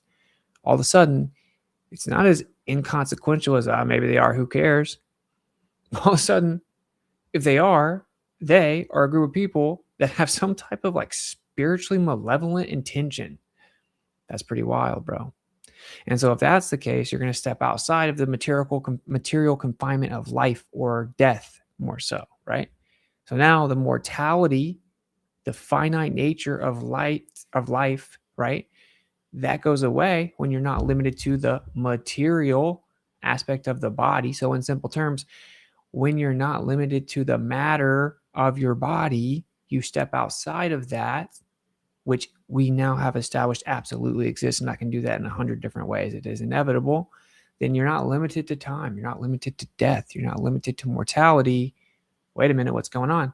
So now we have energy and forces that are not limited to matter. They're not limited to like the finite carnal component of mortality, right? It exists outside of that. Now you got some pretty crazy things going on, because now you just bring a little bit of intent in there, and it's like you have humans just kind of bumbling around, being misguided by all kinds of like temporary, shallow, superficial, like lusts or whatever they think feels good for a second that ends up hurting them, typically, whatever it is. And they're just easily guided by these entities, energies, beings that are not limited to such a thing. So when you zoom out and you see Jules Verne write a science fiction novel in the 1800s, and suddenly it's exactly what supposedly happens in the 60s and 70s in the Apollo missions. When you zoom out and you see a science fiction book written by Wernher von Braun, who we just saw is like this weird, creepy, this weird occultic weirdo, right? This creepy occultic weirdo that just chanting songs to Pan, which is what Peter Pan's written after, this like weird demigod thing, right? It's like that has like an undertone of pedophilia. It's disgusting. So you have the Pan chant attributed to Crowley, right? And you have Wernher von Braun also, or that was actually no, that was the Parsons guy. Okay, so side note, other NASA founder, creepy weirdo, chanting stuff from Crowley. You have Wernher von Braun, right, writing a science fiction novel because they're all in the crowd here, right? I mean, this is an SS officer at the top. If you look into the Nazis, all they were obsessed with the occult. Okay, you have him writing a science fiction novel with the main character title is Elon. He found civilization on Mars. Now you fast forward, so it's like you could have like a highly sophisticated system of families that are carrying this out decades and decades and centuries into the future. You can also have some type of metaphysical like components, right? That isn't limited to time, and it's just writing it. And you may have families that have known this. They're in direct contact with this. They know how to access it to follow its guidance in exchange for, I don't know, power, wealth, power, money, gain, whatever. And they may be in the know to an extent. I guess they have like a child born, they name him Elon, and they're like, we know what he's going to do. Maybe that's the case, right? Because like everything about NASA is super weird and occultic. Like if you go to Neil Armstrong and his mother's maiden name being Moon, and then like all this death right before the moon mission. What's up with that? It's like occultic sacrifices, symbology, and it tracks all the way back to the Greek gods. And I said I wasn't going to go on I'm not really preaching. I'm just kind of ladling gravy, I would say, but it is a bit of a side tangent. But I will say side note, and I'll actually pause that here. What's pretty crazy about it is if you look into like Greek mythology, well, what are the Greek gods? The Titans, right? It's actually the fallen ones, the fallen entities that came and they misled mankind. And then you have the Nephilim. They took the women, the daughters of men, women of earth, and they had Nephilim, right? So if you have NASA, summary here, you have NASA found about a bunch of creepy occultic weirdos that are into all kinds of Luciferianism and Freemasonic, esoteric, religious beliefs, doing all kinds of weird satanic occultic rituals at its inception, and all throughout it is flooded Greek mythology and different types of symbolism, right? I mean, bruh, the symbolism tracks back to those who rebelled and misled mankind in its inception, and they're pumping the Greek mythos down your throat. Are they possibly just continuing the same mission where they are misleading mankind?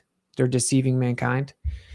Duh. Okay, so now we step back for a second, and you may think this is all fake because you haven't looked a little further into it. That's fine. But hey, guess what? The people who have tons of power that are attempting to manipulate you, they don't think it's fake. That's kind of the whole point here, right? So let's put our own personal opinions and beliefs aside for a second.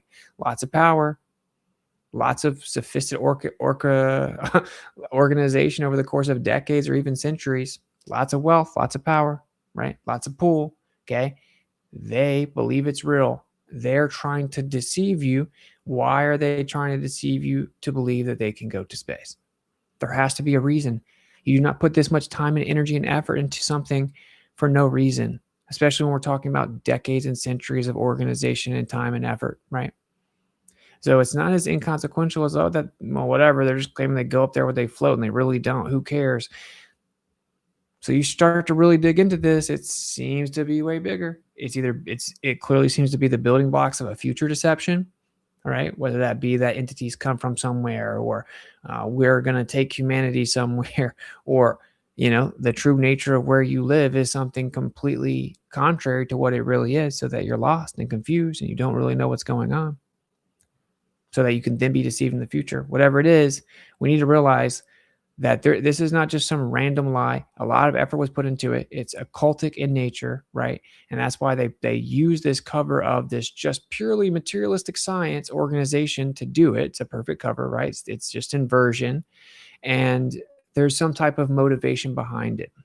That's the point that I'm making. There's clearly some type of occultic motivation behind convincing you that they're going to space.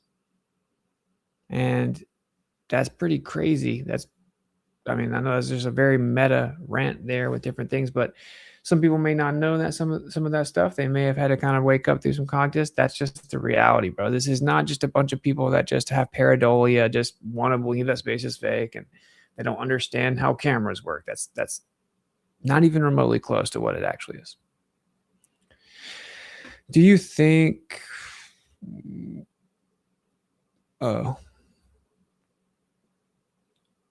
Okay, sorry. Do you think the creator allows for Satan to exist as a sort of anti-hero, like he's allowed to be a curator steering people on earth to sin at the only place to sin? So we can self-teach about good versus evil. He's a top angel, right? I think that he just have free will. And I do think like, yeah, there's always just going to be like a counter. Pressure mediates. So like, I think physics shows us how the metaphysics works as well. So that being said, like, yeah, I mean, pressure mediates. There's a counterbalance to everything.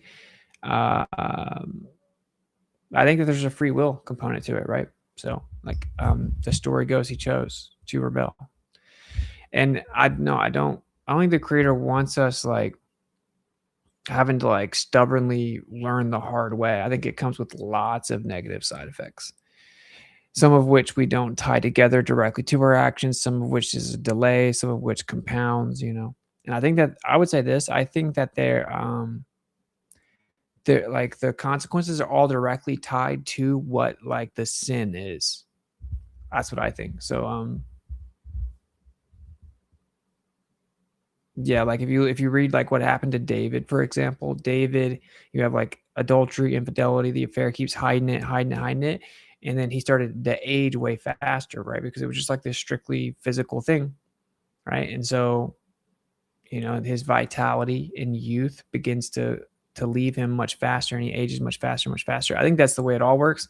I say that to explain that that's the same thing. It's just like this natural kind of balance. Everything's intrinsically tied. Same with Satan, opposition. I mean, I think that, I don't know. To answer your question, like obviously I can't fully tell you the full intentions of like the creator, but if you look at it from a scriptural aspect, it's like he just chose, man. He was free. He was able to choose to do that. And you say like, why he allowed him to do it? I think that we're all allowed to do what we want. It just comes with consequences. Unfortunately for him, his is irreversible. Which again, I don't want to get too much into the preachy thing, but I will say, scriptures say even here on earth, you can get to the point where it's irreversible. It's a hardened heart. You can hand it over to your hardened heart, and then you no longer even feel convicted. You no longer see right and wrong. You no longer have morality, and there's no coming back. And you can have a seared conscience. Just throwing that out there for people that should maybe heed that a little bit. All right. That was a lot of ranting in a way, but hey, man, that's what we do. Ronald Brazar. Please explain the vape you inhaled and exhaled faking condensation at the South Pole. Okay, dude, I'm gonna do it. I'm not gonna do it every stream. I just did it with the last 2 streams, I think. But okay, I think maybe it's sincere. Okay, so I found a vape. So I quit vaping. I found a vape, and then I saw some people were smoking cigarettes. Like when you're in a car, there's not really much to do, man. Right? So I found the vape, and I'm like, okay, I'm going to start smoking it. It was like pretty full. So I was smoking the vape while I was on the trip in Antarctica. So when I was streaming, I didn't want to vape on stream because for one, like I had quit, but even more importantly, like I wouldn't want to promote it, right? Like I would never want to promote vaping. So I was trying to hide the vape from the stream, right? And if you actually look at the footage, which by the way, if it was some big elaborate scheme to like deceive you guys, then why would we show you like the 360 of when I had the vape and when we did everything that we did?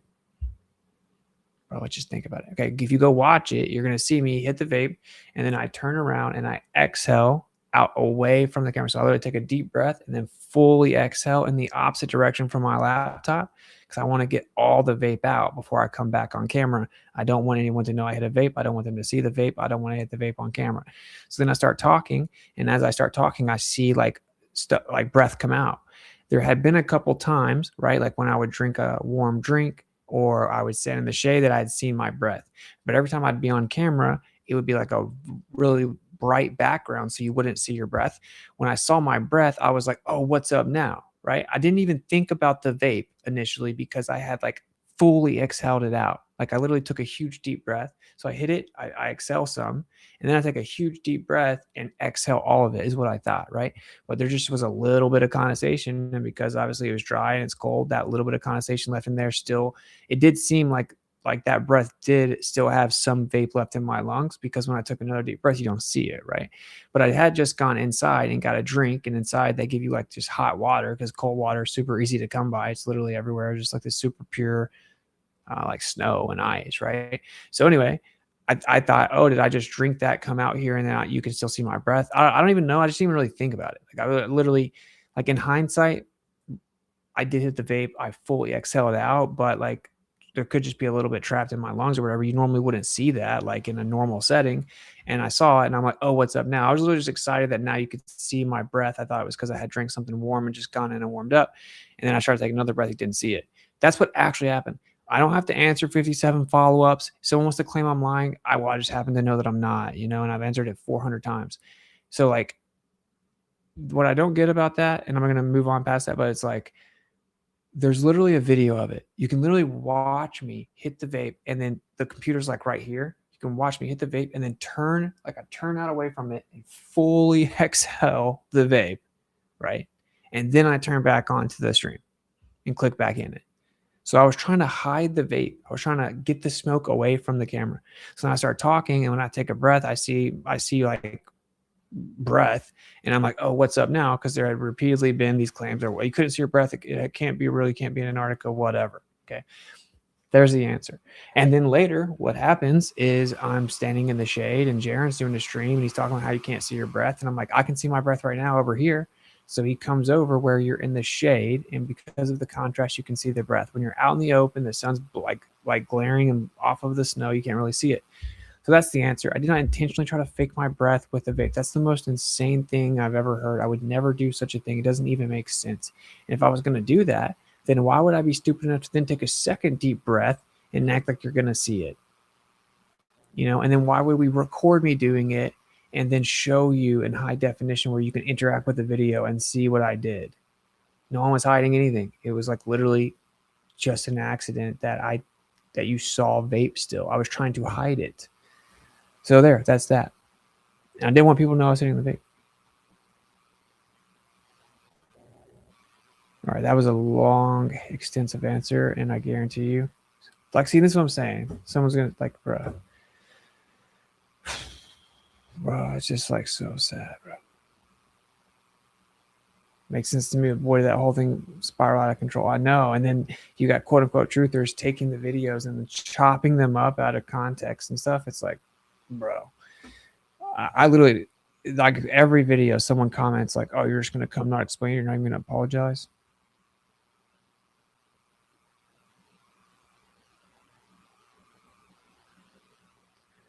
All right, anyway, I'll play a little more. I'm going to grab a couple more videos. We'll keep watching them, and I'll go through. Oh, I did just go to the birthday thing. Let me go. I think, is it like, yeah, a pinned Run Boston thing. Okay, let me read these real fast.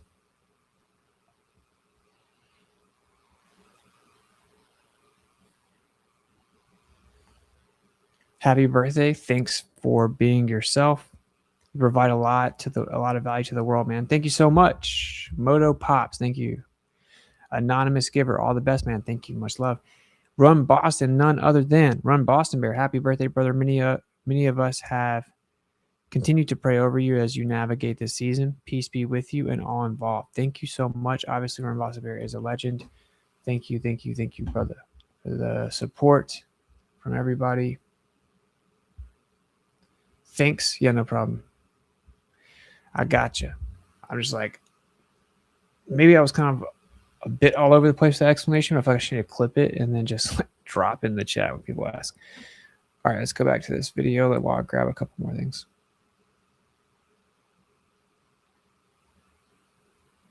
See, I hate this is what happens, right? When I start streaming late and I'm here and it starts getting later and then like the lights are mine, my eyes start to get like heavy and tired. They start to get kind of glossy. It's no bueno. I wanted to stream at 9, and then of course you got something preventing it, delaying it. That's all good. Happy birthday, homie. Thank you so much, JJ Him Creep Bear. Much love, brother. By the way, we're make sure you try to put notifications on or whatever. If you're on Ko-fi or Patreon, tomorrow morning will be posted like the exclusive, how to phrase this without giving it away, just the exclusive perk that came from all the people that are signed up as members up to this weekend. And I will give the people tonight as well, right? But tomorrow, if you sign up like tomorrow afternoon or whatever after the post, I just got to keep my word to the people that held it down for a long time. But obviously, if you do sign up for membership, you still get exclusive content going forward. Anyway, okay, move on. Just moved, so super broke. Happy beating, man. Thank you, Flat Man. Hope you're doing good, brother. It's been a minute. Jack Parsons has a crater on the dark side of the moon named after him. And if you think that's strange, you're going to think it's even stranger that JPL, NASA's Jet Propulsion Laboratory, was effectively founded on Halloween night. Halloween night is the highest satanic holiday, and proof of this can be found in this U.S. government document released by the Department of Justice called Satanic Cult Awareness. So the second founding father of JPL, of NASA, was none other than Wernher von Braun himself. Born in Germany in 1912, he was a Nazi, and this Nazi was brought to America and given a position of power in the United States government through Operation Paperclip. And if you look at Wernher von Braun's history, it's horrifying. It's horrifying that he was able to commit these war atrocities in World War II. He was able to do these terrible things to people, and then he was brought over and given this position of power. This is horrifying, people. So what did von Braun do? Well, he designed the Saturn V rocket, the machine that actually carried people to the moon. Well, if you believe the moon landing is real. Anyway, so after arriving to America, von Braun, on the surface anyway, he supposedly converted to Christianity. Now, whether or not this is true or if it was some sort of PR stunt, who knows? But okay, I'll drop the link to this. That's like a more extensive, like what's up with the cultic ties. I'll just go ahead and drop the link to that in the chat right now. Shout out to all the people on Kick. We will be dropping a Kick exclusive stream this week. So go follow on there, kick.com/whatsitgetsit. Okay, let's grab this other link.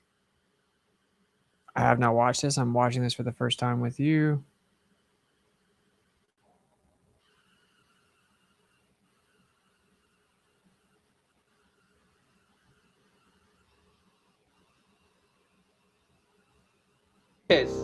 These are 2 live feeds from Artemis 2. You know, apparently they are flying around the moon right now.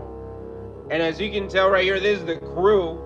Clear as day, this is like 4K video. But when we pan over to the live video of the moon, this is what we're getting.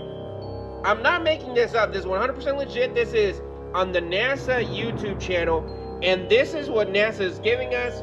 4K crystal clear video of the crew members doing, I don't know what. Who cares, honestly? That's not what we want to see. We want to see the craters of the moon. We want to see a high-res video, live video of the moon. That's what we want to see. We don't want to see this. This thing is grainy as hell. You got lines everywhere. I mean, do they use the same cameras, you know, that they use for the UFOs and for Bigfoot? What is this? Okay, brother.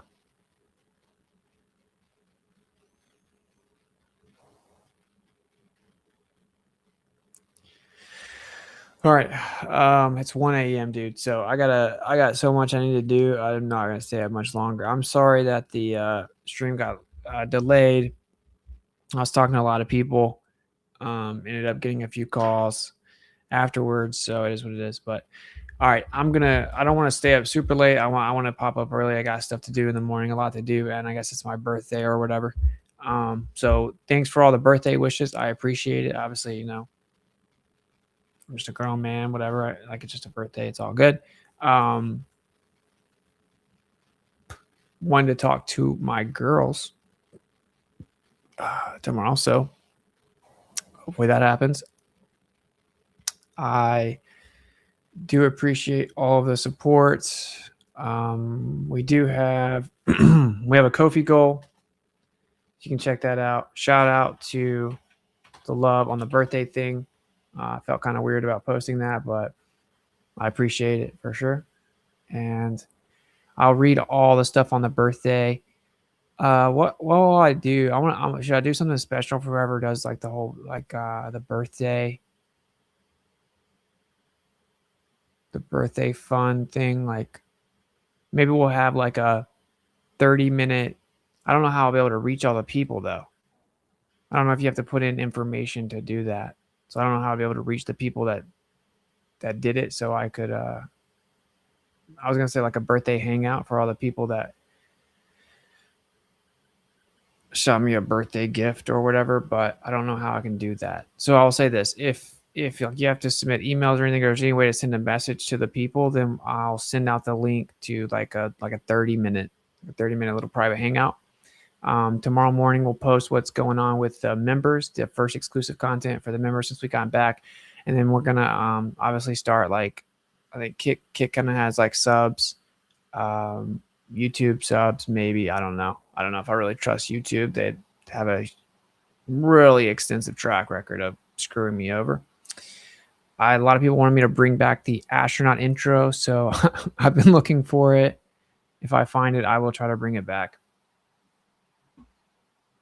Okay, cool. Make sure I'm not missing anything real fast. Sorry, my eyes are just tired, bro. I'm not going to watch the whole rest of that 20 minutes. Yeah, so just kind of, I didn't want to leave you guys hanging after you waited for the stream. Tomorrow I'm going to stream, and I think there's like a panel of people that are kind of covering Artemis. So I think I'm going to do a stream, and then I'm going to pop over there, and we'll kind of break it down again.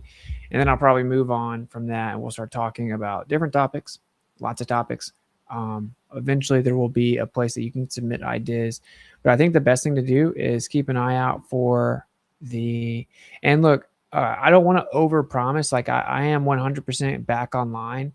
But I have to learn to delegate these things, because I have a million things, and then I have like outside of content, I have all this other stuff I'm having to deal with on my plate. So it's just, it's a lot. So anybody interested in kind of helping out, I do have a couple people that have reached out that might be able to help me like remotely run the stream, stuff like that. Possibly sponsor the channel, stuff like that. Anyone interested in helping the content out in any way, then hit me up. And I think that Kick does this like clip thing where you can get paid to make clips. And so we're going to get all that set up in the coming weeks, etc. I don't want to promise that it'll all be done real fast, because what always ends up happening, I have like a million things pop up I have to do. But yeah, there's that. But what I think would be really easy, instead of like tracking all through the Telegram groups and all that, like there's a community on X, and so you can just post things there, right? You can just share certain posts, and I can just run through there and react to the clips. So follow me on X, follow me on Kick, and there's that. Hope you have a good B-Day with the family. Thank you. Yeah, like I said, I hope I get to FaceTime with the girls tomorrow.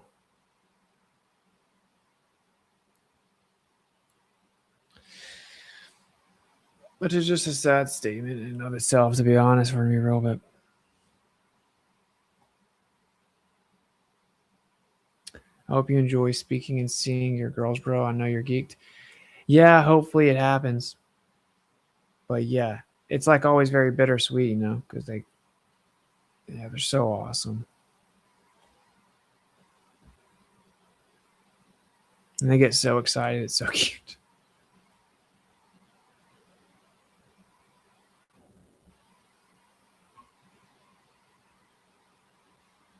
Sound shining, yeah. Oh, no, they're separated? Yeah. Yep. All right, cool. So, Seek and Speak Truth unequivocally. Like I said, shout out to all the people.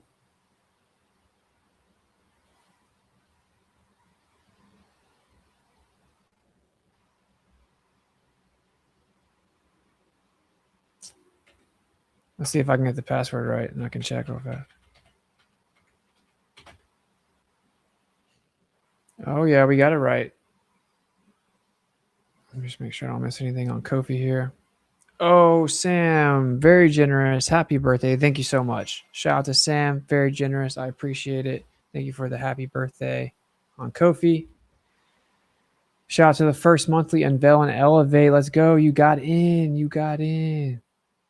Check Kofi tomorrow to see the members only hookup. I'm going to check all of, well, I'll just post it. I'll post it for members only in the morning. So if you're a member by the time I post it, then you'll have access to it.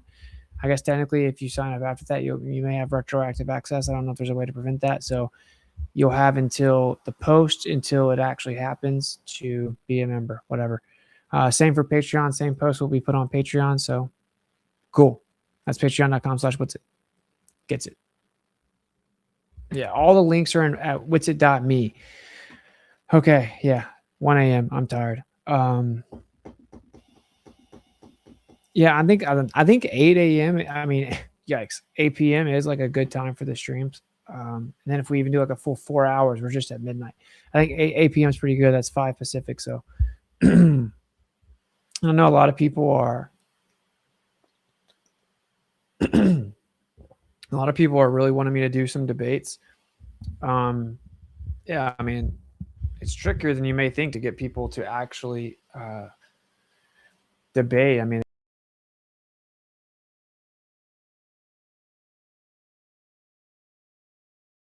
couple days.